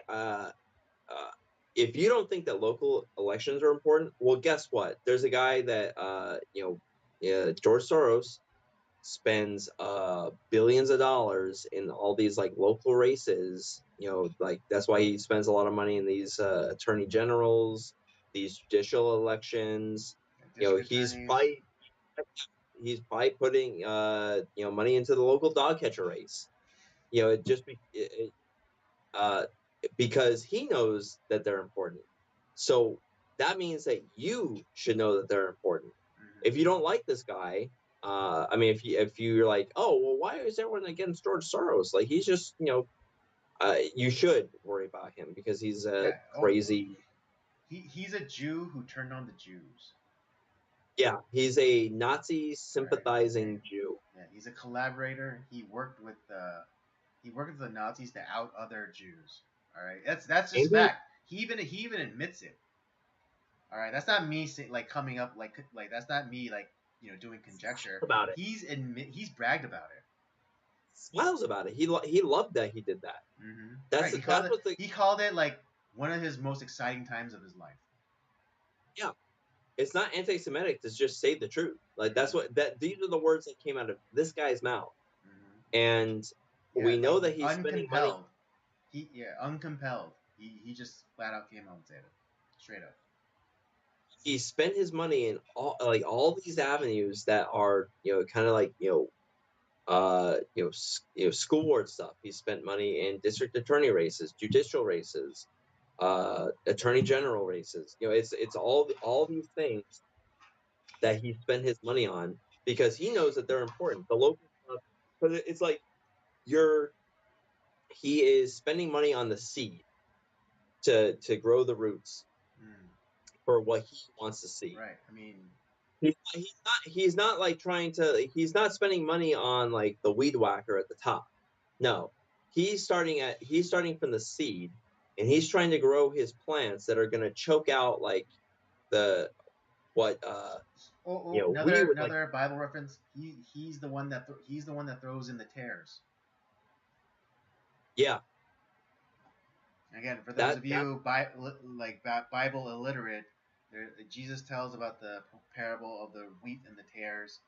Uh, wheat is good for food, and tares is basically a weed, but they look very similar to each other. yeah. And the tares choke out the wheat. Yeah, I mean that's exactly what's happening. I know there's finally some pushback against some of this stuff, but who knows if it's too late? It's one of those things like we don't know how deep and corrupt it really is. It's kind of a I mean, thing. sometimes, especially okay, like, local context, like, especially for us out here in California, like I don't know if there's any hope. I still try to maintain hope, but the realist in me is just like, God, this California political machine is just so corrupt that I mean, they fucking changed it to like to a jungle, jungle primary. So it's like, they whoever gets the first and second most votes are sent into the general. You know, Bullshit. And it's like, and if it just so happens to be, Democrats, then that's what you get. You get It's that's why all that's why if you ever, for those of you California people, if you ever notice like on the ballot why it's overwhelmed, like why there's so many Democratic candidates, that's that's why. why. It's by design. It's by design. I will say this. If Larry Elder ever leaves California or Los Angeles, I'm out of this state. Because he's the last batch. He's like he still is holding out hope. Like he feels like I can change. I can influence and make a change in this state. If he ever loses hope and gets the fuck out of Dodge, I'm going with him because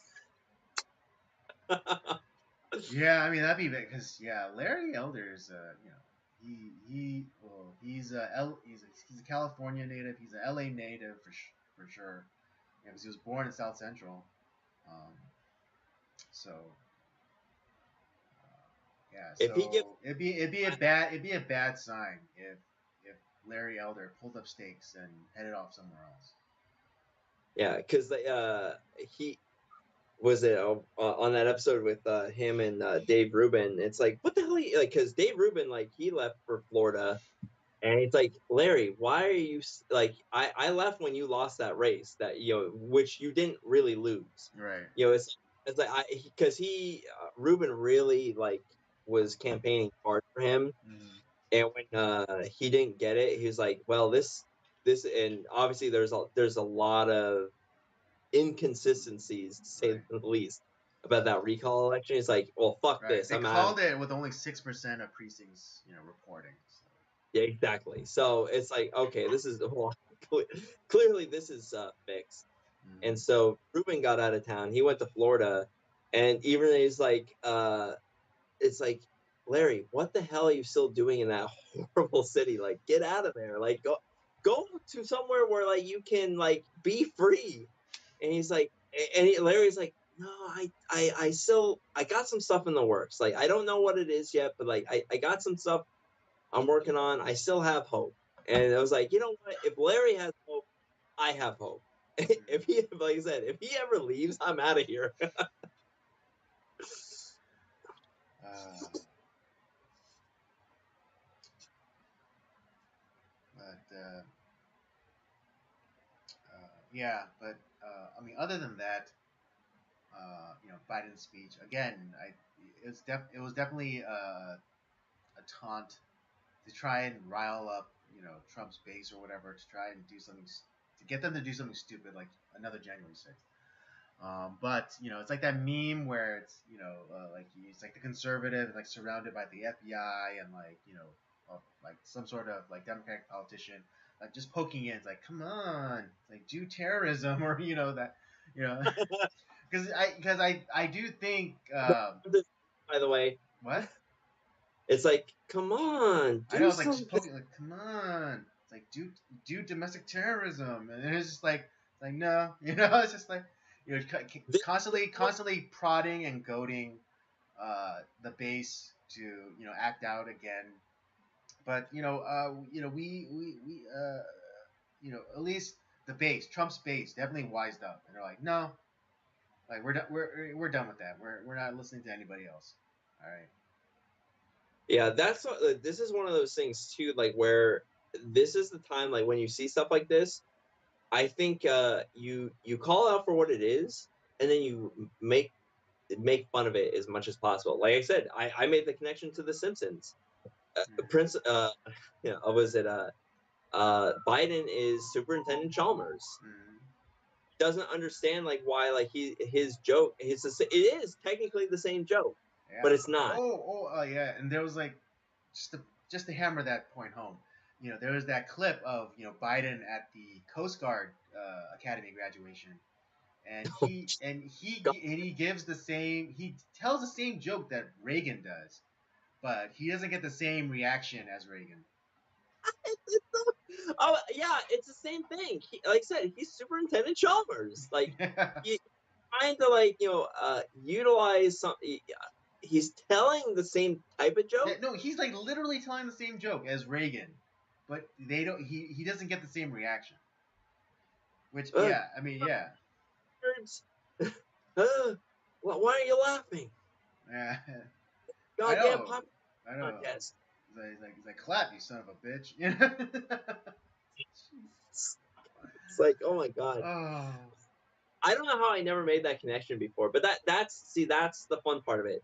This is one of those things like I'm not gonna go out and riot, or whatever, or protest over this, clearly weird ass, speech. Mm-hmm. Is it disturbing? Absolutely. Mm-hmm. But I'm gonna make fun of it as much as possible because Yeah. it's stupid. It's yeah. Um, It's kind of like our our motto for our podcast. Castigat Redendo Mores. Which translates to laughing corrects laughter corrects morals. yeah, Or customs. And so that's what you have to do. You have to mock things. You have to take away the power of things. Especially take away the power of things that are like held over your head, like the sword of Damocles. yeah. I mean that's what we do. I think that's the correct way to approach this situation, and especially now, because we've had like for like the last 2 years. I mean, it's been happening before this too, but like a lot of the demonization of like local police forces. Not that like some of them should like we've been critical of definitely the stuff that was happening like Uvalde, and there are shitty cops. I'll admit, but for the most part, your local police department, like once again thinking about things locally. Your local police department, like they're gonna know what's going on in the neighborhood. They know where the trouble's at, and so, but those people are being demonized. Oh, we got to defund the police, but we are uh, not only funding but increasing the funding of like the FBI. Now, I mean, they're trying to militarize the IRS. It's like so. It's almost like this other, and the FBI, who I'm not saying that everybody that works in the FBI is a piece of shit, but the organization Yeah, is not what. the administration, the brass, Yeah, are corrupt pieces of shit. they are no longer, and maybe since it's always kind of been that way a little bit, because J. Edgar Hoover was kind of an ass. Yeah. Um, What, he like was he a cro- didn't like what is it? He didn't retire until like he died he almost. yeah I he mean, basically died at his desk. yeah, You know like that he's an that's ass. that's that's what a petty son of a bitch J. Edgar Hoover was. Yeah, he was a cross-dressing son of a bitch. That's, but no, but like I said, the idea of the FBI was to have like not like necessarily like oversight or like, but it was to help coordinate because obviously the uh, between this this there was not like this connection between states. So there was a lot of criminals that would operate like, oh well, California is a little too hot for me, I'm going to go over to like Utah and I'm going to commit my crimes over there. And so, but then there was this pattern that was being created, but like obviously Utah and California are not talking to each other. They're not even thinking about that. They think it's somebody that's local. Where the FBI is coming in, or what they're meant to have done, the idea behind it was that now, uh, they could see they're a federal police force, that they're looking across state lines. Oh, wait a second, we are seeing a pattern of these similar type of crimes done in a similar type of way. It's been happening in California, Utah, Texas, and like Ohio. There's these connections here, and so it's like they were a facilitator to help get those connections made between those states so that they could apprehend these bad guys. That was the idea behind it. That is not what's happening now. And maybe there was a time where like that just uh, maybe that was the idea and it just never came to be. I don't know, but it's definitely not what's happening now. Now it just seems like the FBI is just like let's try to lure people. Come on, do crimes, do domestic terrorism. Come on. Right. I mean, with like the whole Gretchen Whitmore kidnapping plot, like three-fourths of the alleged group were like either FBI agents or FBI informants. Three-fourths. Yeah, yeah, Only one person was like, actually, down for the cause, as it were. Because like the informants were all, yeah, they weren't FBI agents, but they were there to, try and entrap, their fellow citizen. And like, I think it was like, and I think it was like one FBI agent was there just like kind of like goose things along.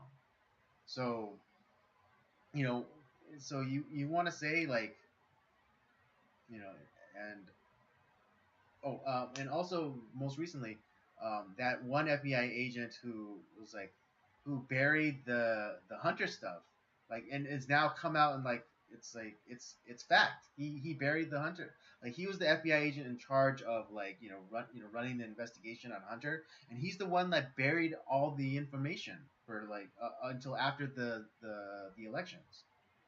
Like yeah, it's not even a conjecture now. It's like fact. He did this. yeah. It's like, yeah, that seems a little weird. Seems a little odd.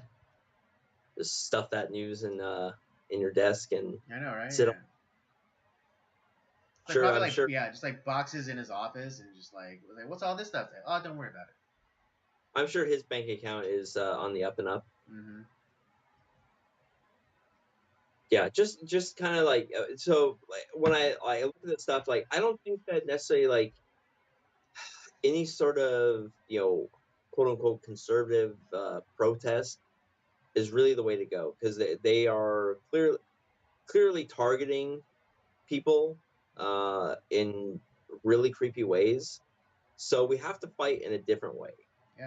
Um, I don't know what that is yet. Like maybe, and for us, it's like we're gonna make we're gonna point it out. We're gonna when we know certain facts, we'll talk about them, and we're gonna make fun of these people as they deserve to be made fun of. That's gonna be kind of like our way. We're gonna point out like the bullshit. Mm-hmm. We're gonna laugh at it, and hopefully through that comedy aspect of it, people start to like, oh God, that I didn't think about it that way, but oh yeah, it is like that, isn't it? Uh, it's like sometimes like in the movies, like, oh, you know who that guy reminds me of? He looks like this character. Oh my God, I didn't even think about that. Yeah, he does. It's kind of like that, or you kind of that's something trivial, obviously, but like this is something serious. But when you make fun of it, you poke at like the ridiculousness of it. People start to say like, oh my God, yeah, you're right. It's weird.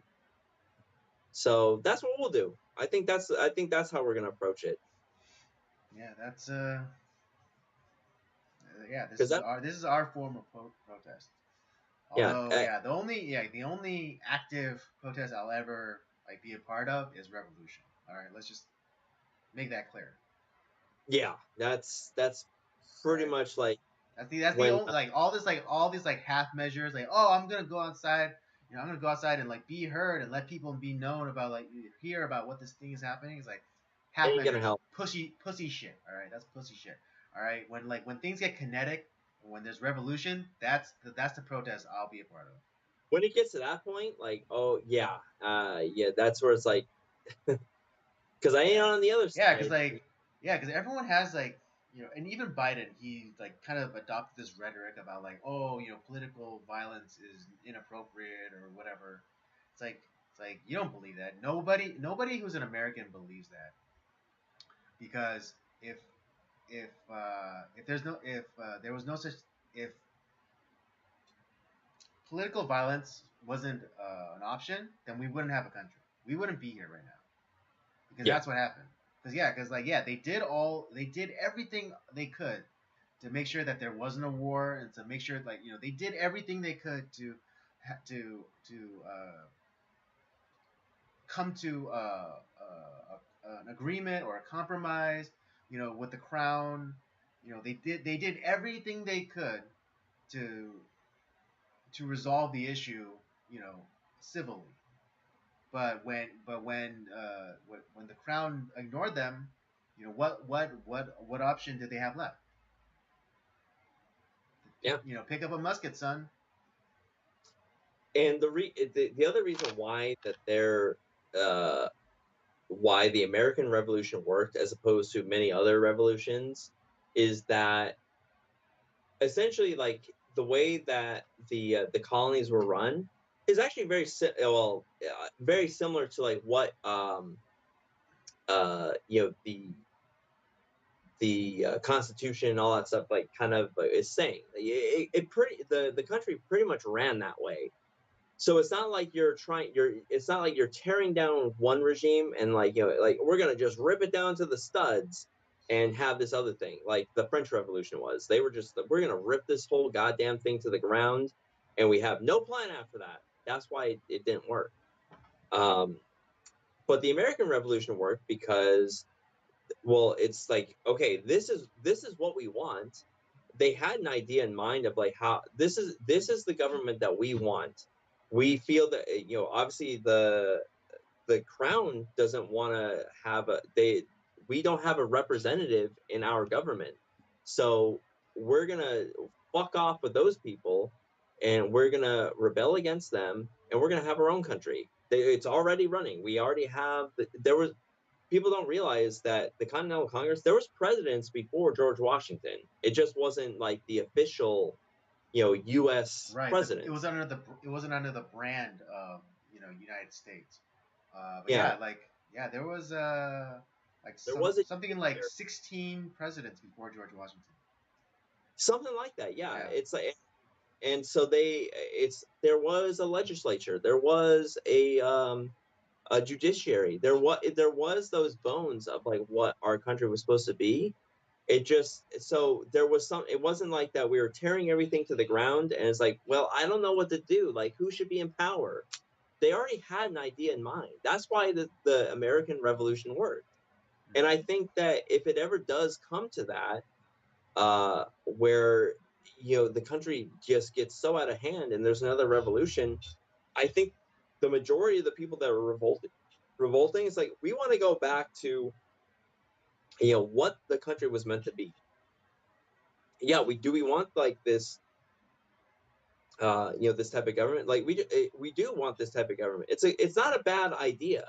It's just we have allowed people to corrupt it to a point where it's like they have abused it to their own ends because we weren't paying attention. I think more people are paying attention now. Maybe it's too late, I don't know, but yeah, we're going to see history repeated at some point here pretty damn soon. I'm just going to say that. Maybe not in our lifetime, but who knows? Indeed. But remember, y'all, strength through unity. Yeah. Make fun of these people like, as much as possible. Point out like the ridiculousness of it. Because that's the one thing that they can't control is our laughter. And the one thing that they can't stand is us laughing at them. Yeah. So which means we have to do it all the more. Like I said, our government is Superintendent Chalmers. Yeah. Just a bunch of losers. Bunch of petty losers. Indeed. All right. I think we talked all we can about that. So That day. Yeah. So let's get to our movie review and we'll wrap it up. All right, let's do it. All right. Just to remind you guys again, tonight's movie is Daybreakers, starring Ethan Hawke, Sam Neill, Willem Dafoe. Willem Dafoe, yes, thank you. At least those are like the big names in this movie. Let me hit y'all with the synopsis and we'll get going. All right. 10 years after a plague turns most of the world's population into vampires, a critical blood shortage causes panic and gruesome mutations among the reanimated. Edward, a vampire hematologist, tries to develop a blood substitute, when he meets Lionel and Audrey, two fugitive humans who claim to have a possible cure. Edward casts his lot with them in the hopes of perfecting the cure before it's too late. Again, Daybreakers. This movie came out in 2009, 2000, or was released in 2010, but probably made in '09.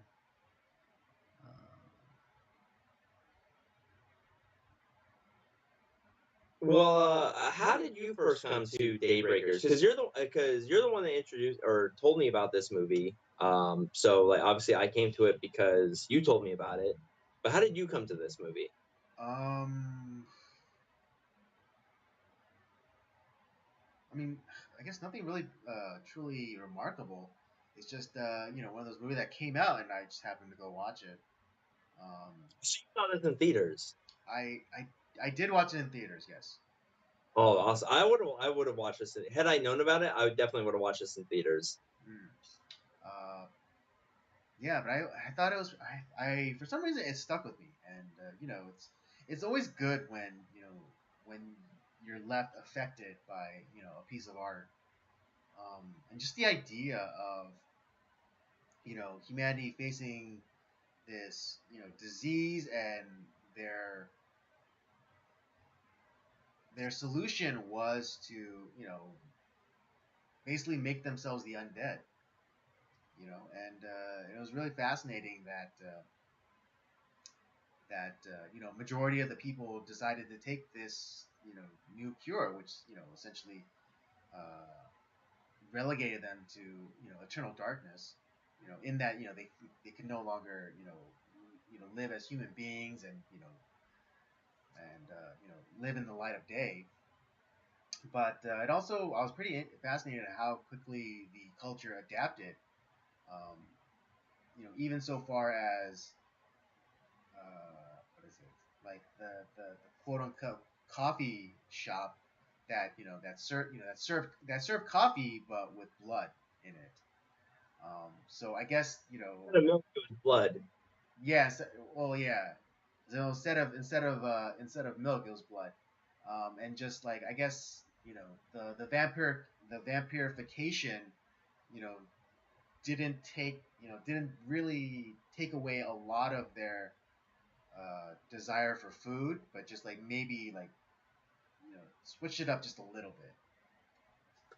Yeah. So one thing that like the premise is what like when I because I ended up watching this with my wife and because we were looking for something to watch Mm-hmm. and she's like, oh, I'm tired of horror movies. And then we were looking at like, and I was like, well, because I didn't know, I had no idea that Daybreakers was like a vampire movie. Mm-hmm. I was like, well, Andy said that this is good, and it's like, all right, let's check out the trailer.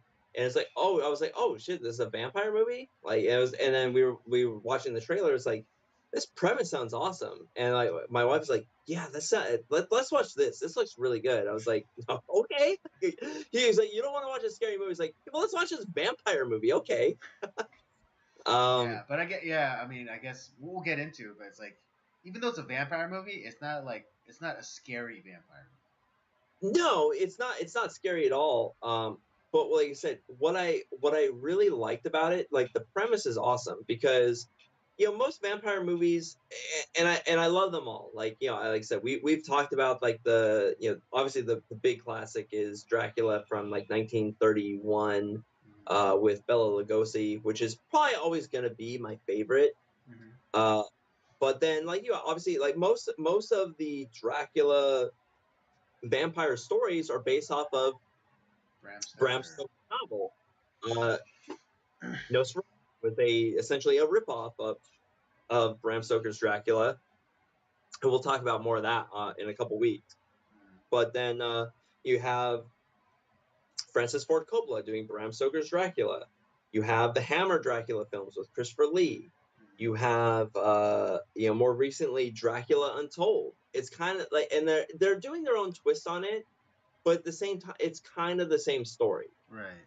You get like movies like Blade and this, which are in like, do they pay tribute to some of that stuff? Certainly, but in reality, they're doing something completely different with the genre, and it's very refreshing.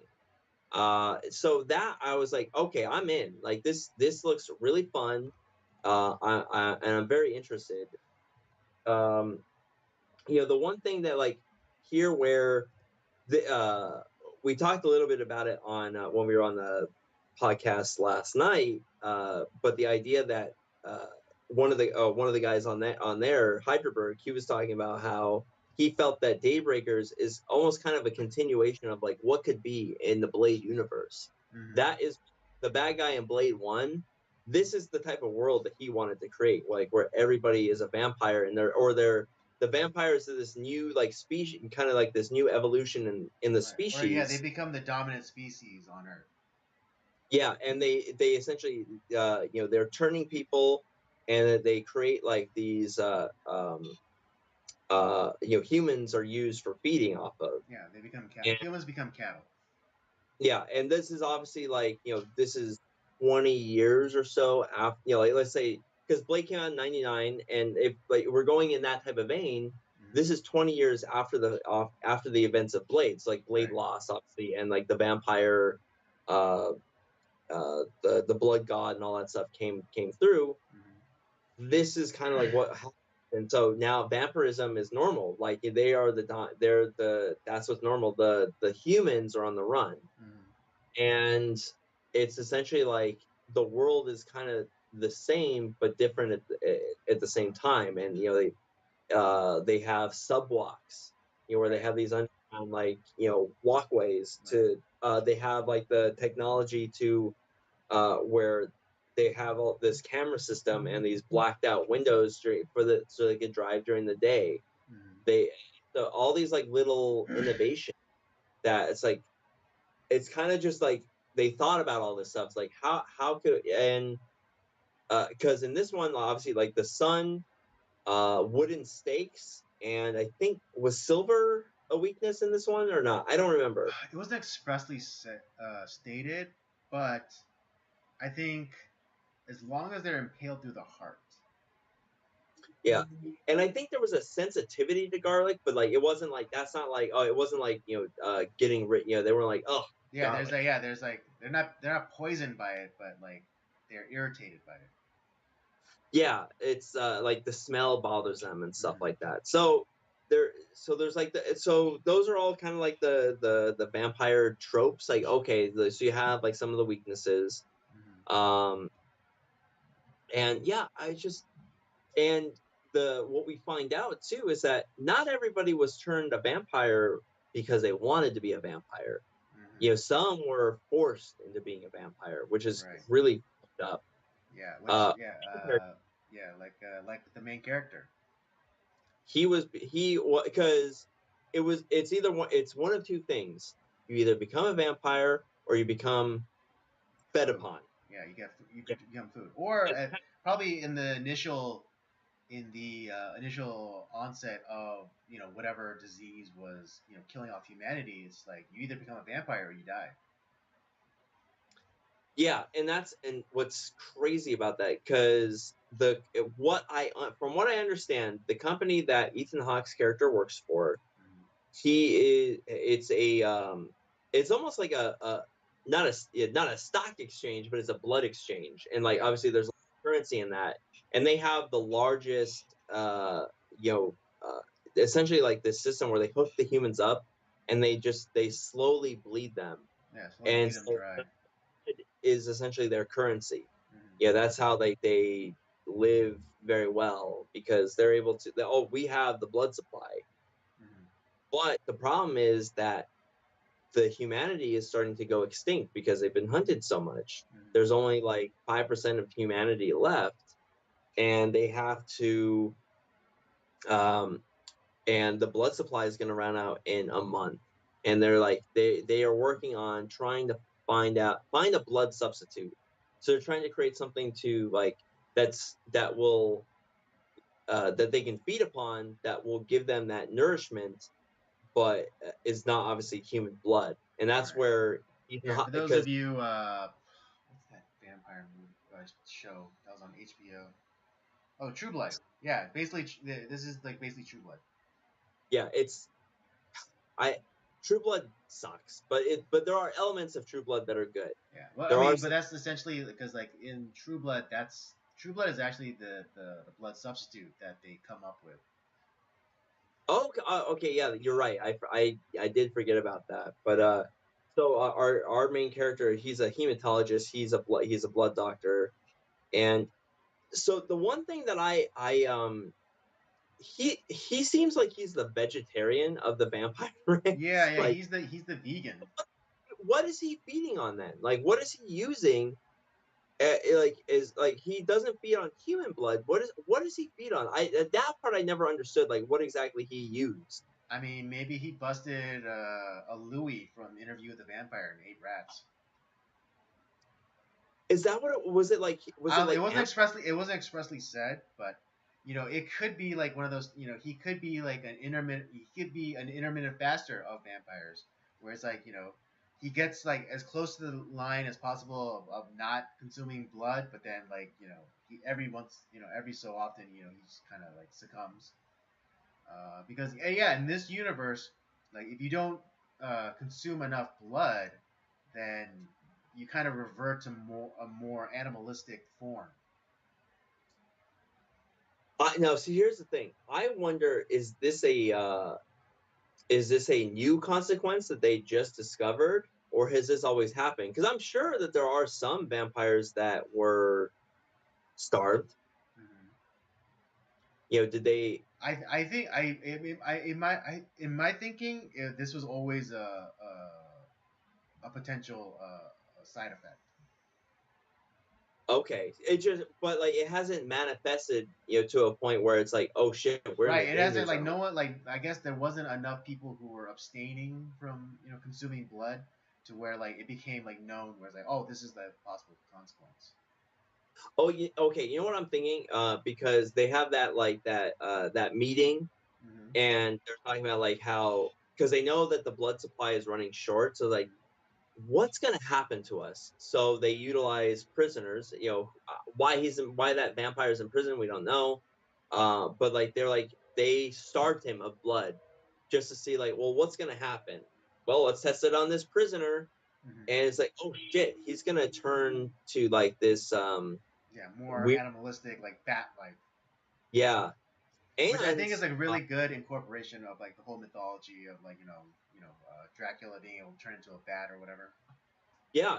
Oh, and the other thing too that we find out too is like, some of the why it grows to an exponential rate too is that these vampires, that like, especially the poorer vampires who can't exactly find or get blood, they become desperate and they start feeding on themselves, Mm. and they poison themselves, and it turns them into that creature faster. Uh, So it's like, so they're thinking they're working with like, well, we have, they have like a month, but like it's gonna take maybe about like 2 weeks, so like before this transformation takes place. mm-hmm. Um, so obviously we have some time, but later on we find like this person who has gotten desperate and started, like they saw like the bite marks, like he was feeding on himself. Jesus Christ, is that it's Yeah. like it So turned him yeah, into a it's thing. right. It's almost like the vampire equivalent of like Kuru or something. Like cannibalism. Yeah, yeah, it's kind of fucked up and weird. Yeah. Um, so, like I said, that aspect of it was where you're dealing with like this diminishing resources and trying to figure out the problem. And it's like you're essentially taking this like fantastical element and putting it into a real life situation. What's going to happen? Mm-hmm. And that's the fun part of the movie. Right. Um, what do you think about? We'll get to Willem Dafoe's character here shortly, but what do you think of? Well, obviously Ethan Hawke's character, and what do you think of Sam Neill's character? Because E- we meet those two first, and like, what do you think of their like relationship? Like, because they seem fairly close. yeah, it's almost paternal. I would say. Every time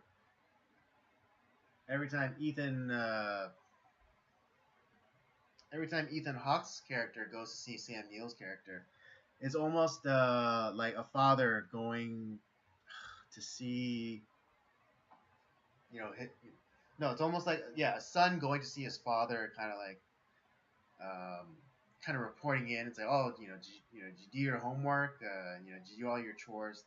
That's the vibe that I kind of got. Um, Ethan Hawke, plays. I think something that he plays a lot, and that like he plays like uh, these morally kind of compromised characters, where or like that's not compromised, but conflicted characters, Yeah. because I mean, what we'll find out is that he doesn't like being a vampire. He hates it. He hates it, and but you know, I mean, obviously the alternative would have been death, and so like, he's glad that he's alive, but like, is it really living when like you don't even have a heartbeat anymore? Yeah, it's really weird. Yeah. Because like yeah, because when they're testing that blood substitute, like on that one guy, I Mm-hmm. think he's like a vampire like army guy, Yeah. and they have him hook up to like the EKG machine, and it's just like it's Yeah. flatline. Flatline. Yeah. Like, but like they're focused, and like his internal temperature is like 66 degrees. Right. It's like they're cold too. It's like it's just so weird thinking Yeah. about that. So I know. It's and like there's you're like everything you knew, like medical science, like completely is thrown out the window, and you have to like kind of you rediscover some stuff. yeah, it's and that would have been it would have been fun, like kind of like I'm curious to figure like how did they uh, how quickly did the vampirism like kind of become normalized, and then they had to kind of like refigure out some of the Yeah, like what's science. the baseline for vampires? Body temperature, vitals, like yeah, because like even vitals, like you don't even have a pulse. So it's like how do you even like know that you're being healthy, or I don't know. I guess it doesn't matter because you're not really alive. Yeah, we're not given those answers, but it's like it's kind of like yeah, how did they figure that out? That would have been really interesting to find out. Right? And it's like, and Um, exactly like how does their metabolism work? well, yeah, it's like because obviously they don't eat anything, but Right, they can just they consume blood. So like, what's the like conversion of the blood into like energy or whatever for the and they body? love cigars, that's for sure. Yeah, I mean, well, if you're not, if you can't die, then why not? True. Like I said, Sam Neill, his character, he says, I was dying of this really bad cancer, and then I became a vampire, and it went away, and immortality definitely took care of that.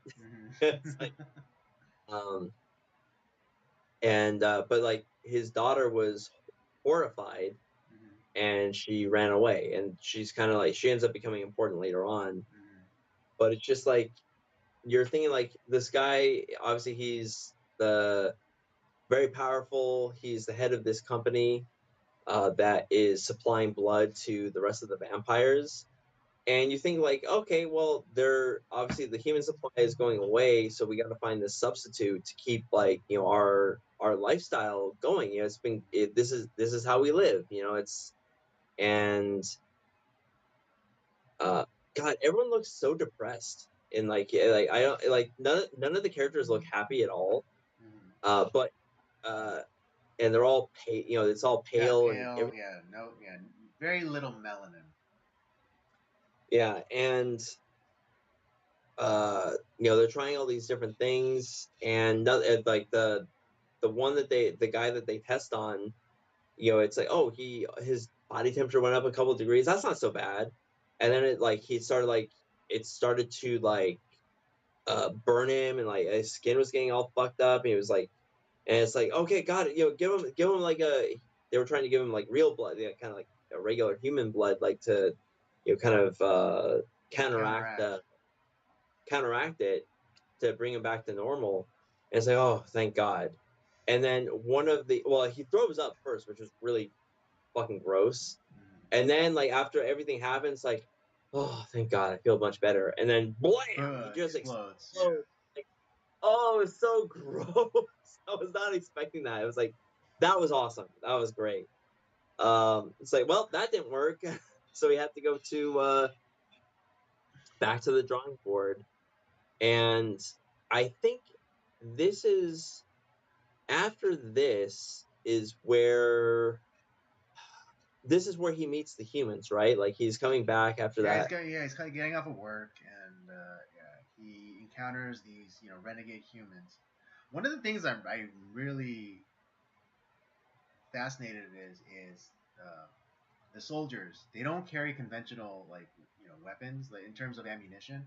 They yeah their ammunition is tranquilizer darts, which I thought it was like, of course, because they're not fighting amongst each other. They're trying to fight humans, and like they want to preserve the humans to eat them later.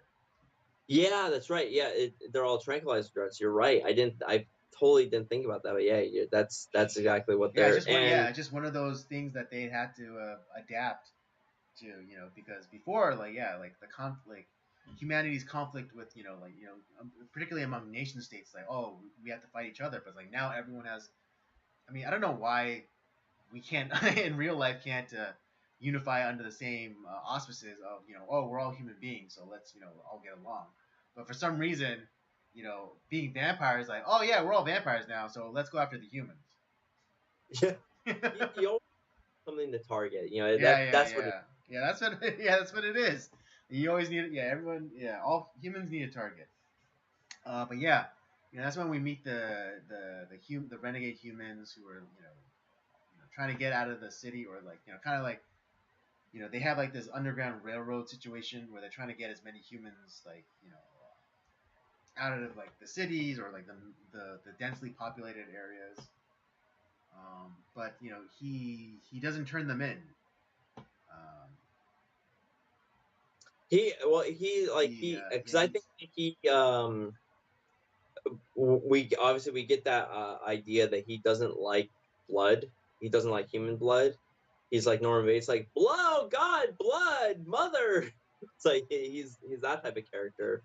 But it's because I think he hates his vampirism and he feels bad for the humans because he knows what that company does to them, and like he doesn't want to see these guys have the same thing happen. He wants them to survive, and that's what he's like. He gets like shot in the hand with like that crossbow, and he's like, "No, I'm not trying to hurt you. It's like I'm gonna help you. Like just hide in there." It's like he protects the humans, and that's where like kind of like where the story really starts to go, where they realize like, oh, he's someone they were looking for, he's like a someone vampire. useful.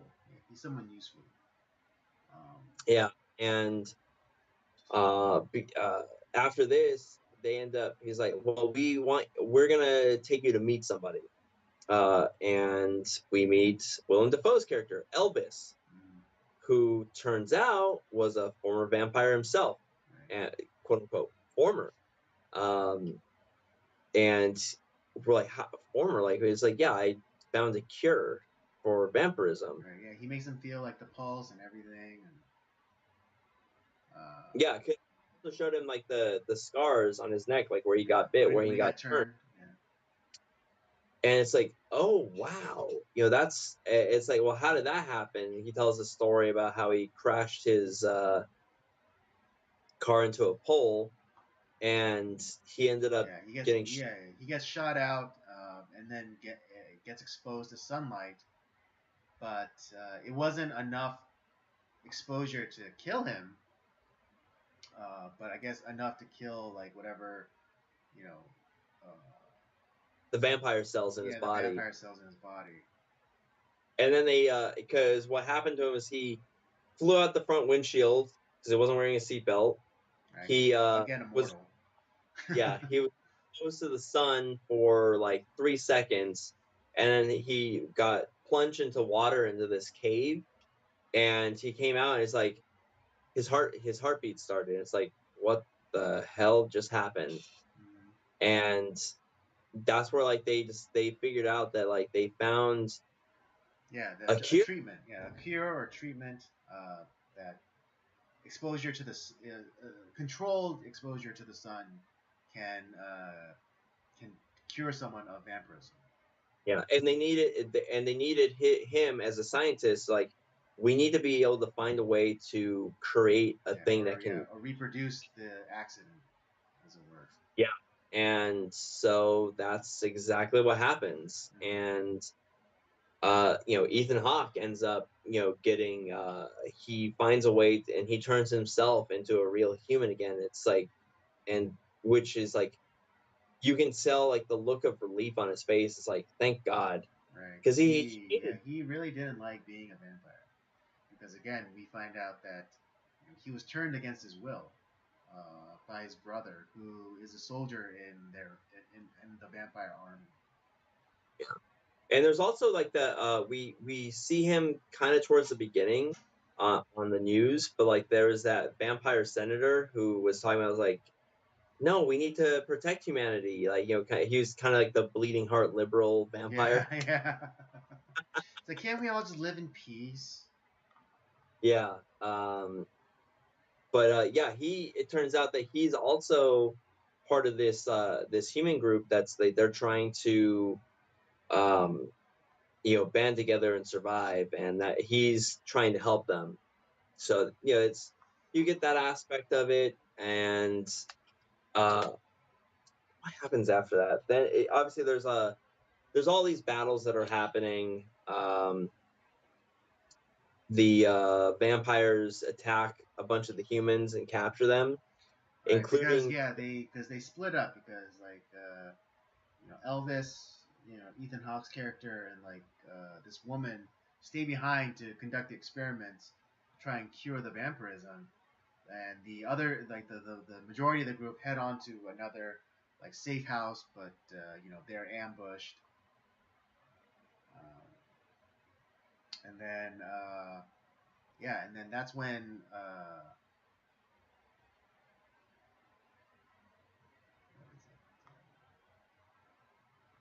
I think that's when Ethan Hawke's character and like the brother character had that that showdown, and this is after he's cured, and Right.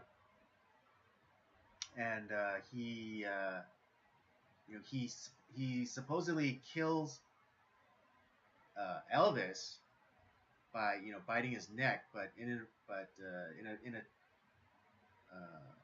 but in a twist of fate, it's discovered that a cured vampire can cure other vampires with their blood. Yeah, that I was like, oh shit, that is a great little twist. That I was like, we didn't see his body. I don't think he's dead.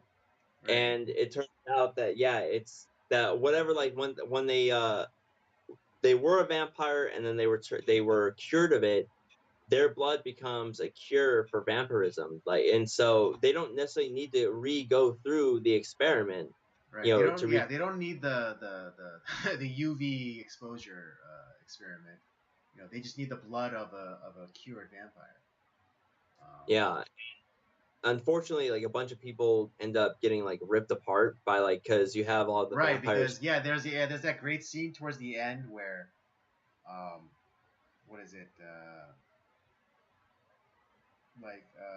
Elvis and the brother character, allow like some of the vampires to to bite them, the soldier vampires to bite them, and all of a sudden they get cured, and so like they're humans again, and so like their fellow soldiers turn on them and try to eat them because they themselves have not been getting steady flow of blood, so they're starting to like kind of change into the more animalistic form. But I thought it was a great uh, that the cure. I thought it was a great use when the final confrontation between Ethan Hawke's character and Sam Neill's character, because Yeah, it's because he was because what was it? Uh, Ethan Hawke try to appeal to him one last time and be like, "Hey, I have the cure for vampirism.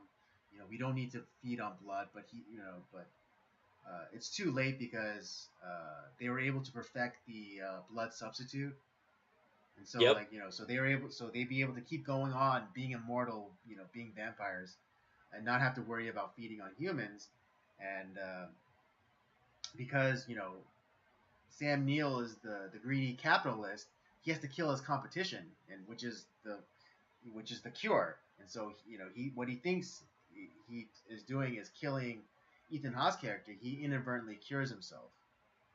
Yeah.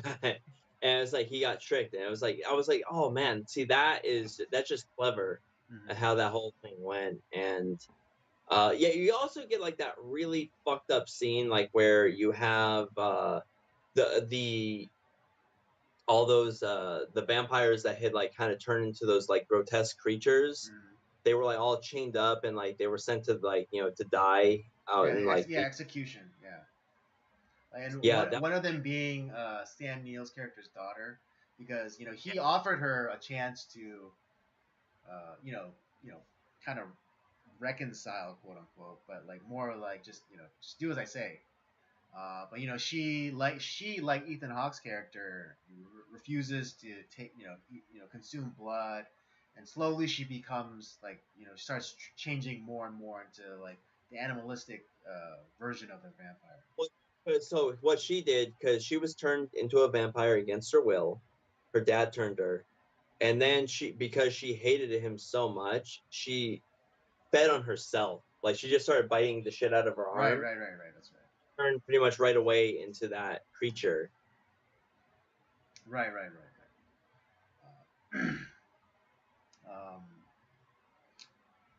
Other than that, it was I was I hadn't really thought about this movie in a long time, but it was playing. It was kind of one of those things. It was playing on TV, so I started watching again, and then it kind of like reintroduced me to this movie, and especially right now with everything going on, I was like, holy crap, how relevant is some of like the subtext or of this movie, in that it's like, oh, there's a disease that's going on and there's a supposed cure, and everyone is told to take it, and there's some people who don't want to take it but are forced to take it, and that's a la vis-a-vis the COVID and the vaccines. Yeah, kind of. It's kind of funny how all this stuff, just how art becomes life in a lot of ways. Mm-hmm. Uh, and it's funny, like there's like, oh, we're gonna take this substitute, like we're gonna create this thing that's gonna save us from ourselves, from this like horrible thing that's gonna happen to us. And in a lot of ways, it's kind of a pipe dream, because uh, it's essentially just gonna kill them anyways. Mm-hmm. And in reality, the cure is sunshine. Yeah, yeah. Oh yeah, that's ironies abound. Ironies abound. The cure is outdoors and sunshine. Right? Oh, ironies abound. Wow. Okay.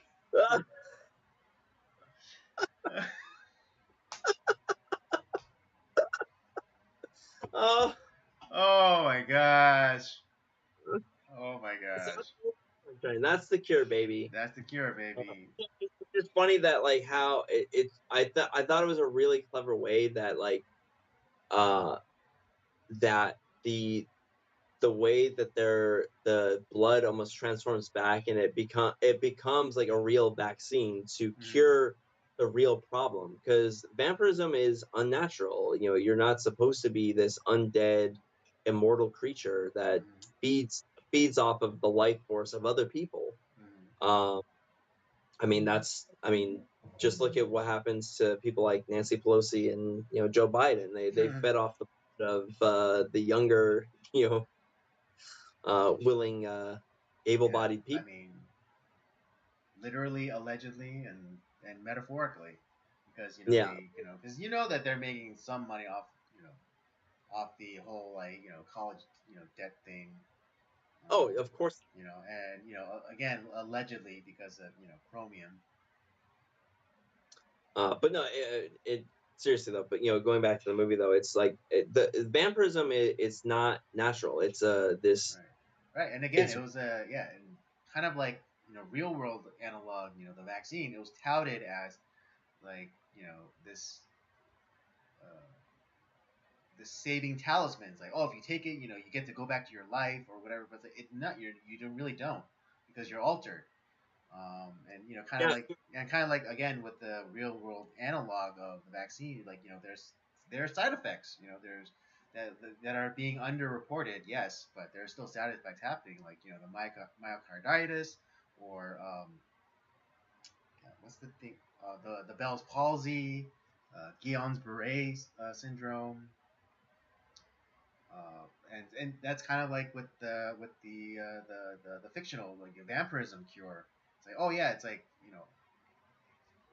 again, it's kind of like that. The in the beginning of our stream we mentioned, the humans always making trade offs. It's like, yeah, and yeah, he's like, yeah, you'll live, but will you really be alive? Well, clearly not. I mean, the it's a flat line. There's no. But Exactly. yeah, but like I said, this movie is just it's really a refreshing take on the vampire genre, and it, like I said, it takes what we would see as these real world problems and just kind of puts it in this like fun universe in a lot of ways. And the like I said, we were talking about how the idea of what we see today with like cures and vaccines and diseases, what's the real disease, what Or I didn't even think about this until you mentioned their monetary system as being like the bloodstock. But it's like even like them coming up with this artificial thing. It's like that's kind of like with crypto. yeah, I mean it's that because you never see like any cash exchange hands. Mm-hmm. Exactly. Like They're like yeah, like even like the scene where like in the is it the morning? I guess like for vampires it'd be the morning, but like on the morning commute when the vampires go get their blood and coffee. Like I don't ever see any like currency being exchanged. no. So it's like it's almost like they have like this make believe currency, like, oh, it's like like your oh, you have your crypto coin, okay, or whatever, that like you have Your you know, Draco coin. yeah, your Draco coin, that's how you pay for stuff, although we never really see anything exchange hands other than just Exactly. like, oh yeah, I'm gonna have like this type of blood in my coffee today. Mm. um Like, can I get the that, organic O negative, please? yeah, of course, that was that one prick. And then like once the like the blood became more and more diminished, like, oh, now serving 20%, Yeah, we yeah. serve and blood or whatever, but then it became like 10%, 5%, 2%, Hmm. and they were like, I can't serve you anymore, this is all I can give I you. know. So yeah, like that one guy's like, hey, you need there's like I want more blood with my coffee, and and you can see like the kind of like the disheveled look of everybody, like going through their transformation or just like not being able to like keep up. Um, and like even the worker like, it's like, sir, I'm serving you the authorized amount, and it's like it's like that's not good enough, and like kind of causing a frenzy. Yeah, and it becomes like a fucking riot. That's what happens. It's yeah, it's really like I said, this movie has like a lot of really intense scenes, and I was just, I was blown away by it. Like I thoroughly enjoyed it. It was a lot of fun, and I thought the acting was great. Some of the effects were a little like not the best, but hey, you know what? Overall, like that, it didn't take me out of it. I'll just say that. There was just a few. It was like, oh yeah, I can kind of tell that's not like it's not a practical effect. It's more CGI stuff. But Right. Yeah, a few I didn't really. blood spurts here and there. Yeah, but it's like it's okay. It didn't need. there was enough practical effects too, and like the story itself kept me involved. Mm-hmm. Like I said, I thought it was great. Mm. Yeah, I think one of the reasons why like it wasn't really received well in America is because this it was an Australian production. Yeah, though it was a moderate hit. Like the budget was, it probably didn't. I bet you a lot of people didn't make money off of this, but Mm. it definitely made its money back. Budget 20 million, it made 51.5 million. Yeah. So I think they made their money back, but that like they were really kind of breaking even at that point. Mm-hmm. Uh, yeah, but like I said, this is a one of those movies that I wish I had seen in theaters. I would have loved it back then. I definitely loved it now. And it was just fun that my wife ended up liking it too. I think she likes vampires. I don't know why. Did she like this? Did she like the sparkly Twilight vampires too? Nobody likes sparkly Twilight vampires. That's where I draw the line. I don't I don't like freaking Twilight. Ugh. Wow. In here, I thought you had. In here, I thought you had no standards. I do have standards. I'm sorry. Twilight.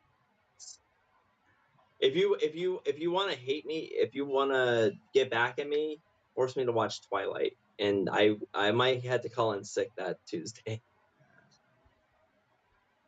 I don't know if I don't know if I'm that cruel, but I could definitely work up to I it. love Twilight, Andy. Don't you know? I'm actually a fan. Just like Robert Pattinson is. He loves that character. I know, right? So much love for that character. All right. Any final thoughts? No, I don't have any final thoughts other than it's like I said, this is a super refreshing take on the vampire genre. Mm-hmm. Um, it kind of it has that kind of like Blade is. Blade is also very refreshing when it comes to the vampire genre. It's not it's not fully based on the Bram Stoker's Dracula. It's its own thing, and it's a lot of fun. And glad you introduced it to me. Yeah, of course. Yeah, I mean, but also, yeah, and I, I don't know if you noticed, but I never tell you anything about like really the movies that I recommend that you end up really enjoying. True.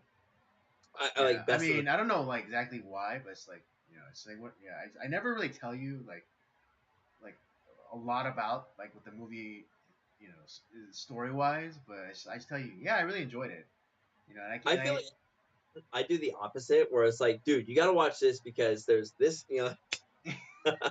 That's true. Yeah, you do. I mean, not to criticize, but you do tend to oversell things.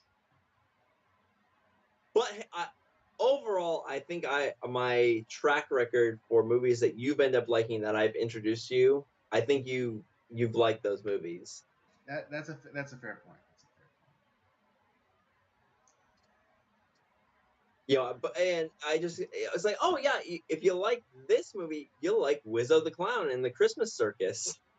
point. Yeah, go eat dog shit, dude.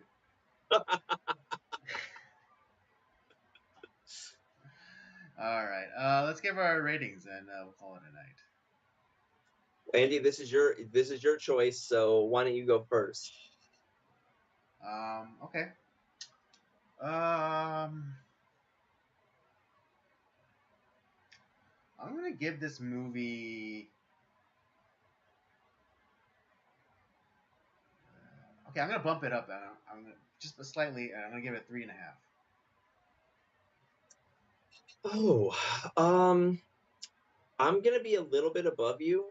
Um, I'm gonna go with the 4 on this one. Like I said, it's not perfect. Like some of the CGI effects are not great. Yeah, they're dated. Yeah, they're definitely dated. But I like all the characters. I like the world that they created. I found myself like I want to find out more about this world. Like, how did they figure all this stuff out? Like, it wasn't like where it's like, oh man, like look at all these holes in the plot. This is fucking Right. stupid. But no, it actually genuinely made me very curious. Like, man, this is actually I would love to, like, if there's a book of it, I would like to read the book, Mm. or like Or this would have yeah, been. or if I think if they're ever planning to like revisit this universe, they should make, I don't know, maybe Daybreakers Year One or something. Yeah, yeah, how did this how did they go from non vampirism to, like, the whole world Yeah, is. exactly. Figuring everything out. The, was it a really big undertaking to like kind of augment their infrastructure, like with like kind of like the sub walkways or whatever. Yeah, because I mean, clearly this is a society that has lived this way for decades. Mm-hmm. That this is not something that just popped up overnight. Right. So that part of it is like I'm genuinely curious. So like the world that they created was a lot of fun. Obviously you get like great acting from these from Ethan Hawke, Sam Neill, Willem Dafoe. They're great in it. Mm-hmm. And even like the side characters who are just kind of like, oh yeah, it's that guy from that thing I saw Yeah. before. There's a Yeah. bunch of those people. What is it? The senator is the bodyguard from Attack of the Clones. Yes. Oh my god, yeah, I knew I recognized him. I was like, where the fuck do I know that guy from? Yeah. Yeah, and Yeah, I think the daughter, I think she'll go on to play, what is it, a Decepticon infiltrator in the second, yeah, the second Transformers movie. I have to rewatch it. I haven't seen that in a long time. But yeah, no, it's Yeah, yeah. So like, if you remember the second transform, if you remember anything at all, there's like that one girl who's like all about like Sam's D, but she ends up being the that's her. yeah. No way. Okay.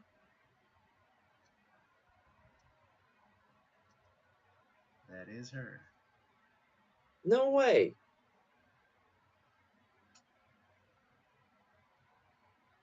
Yep, Transformers 2: Revenge of the Fallen. Yeah, she's the Decepticon infiltrator chick.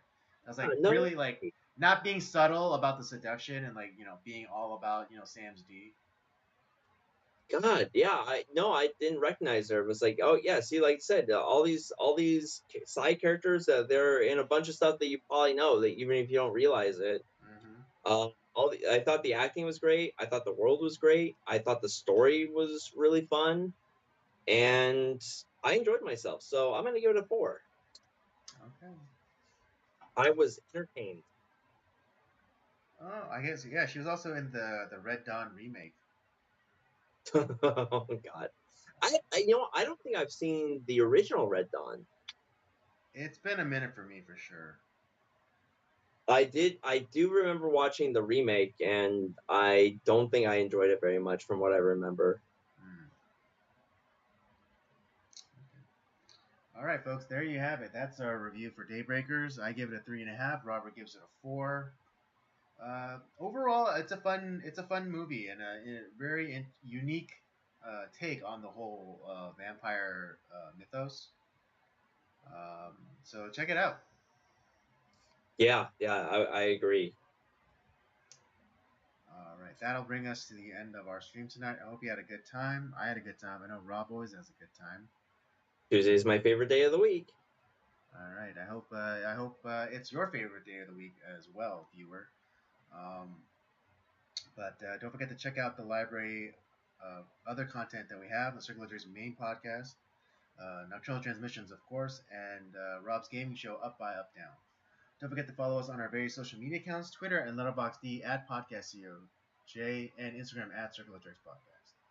And with all that said, we thank you for joining us. Come back next week and we'll do it all over again. Have a good night.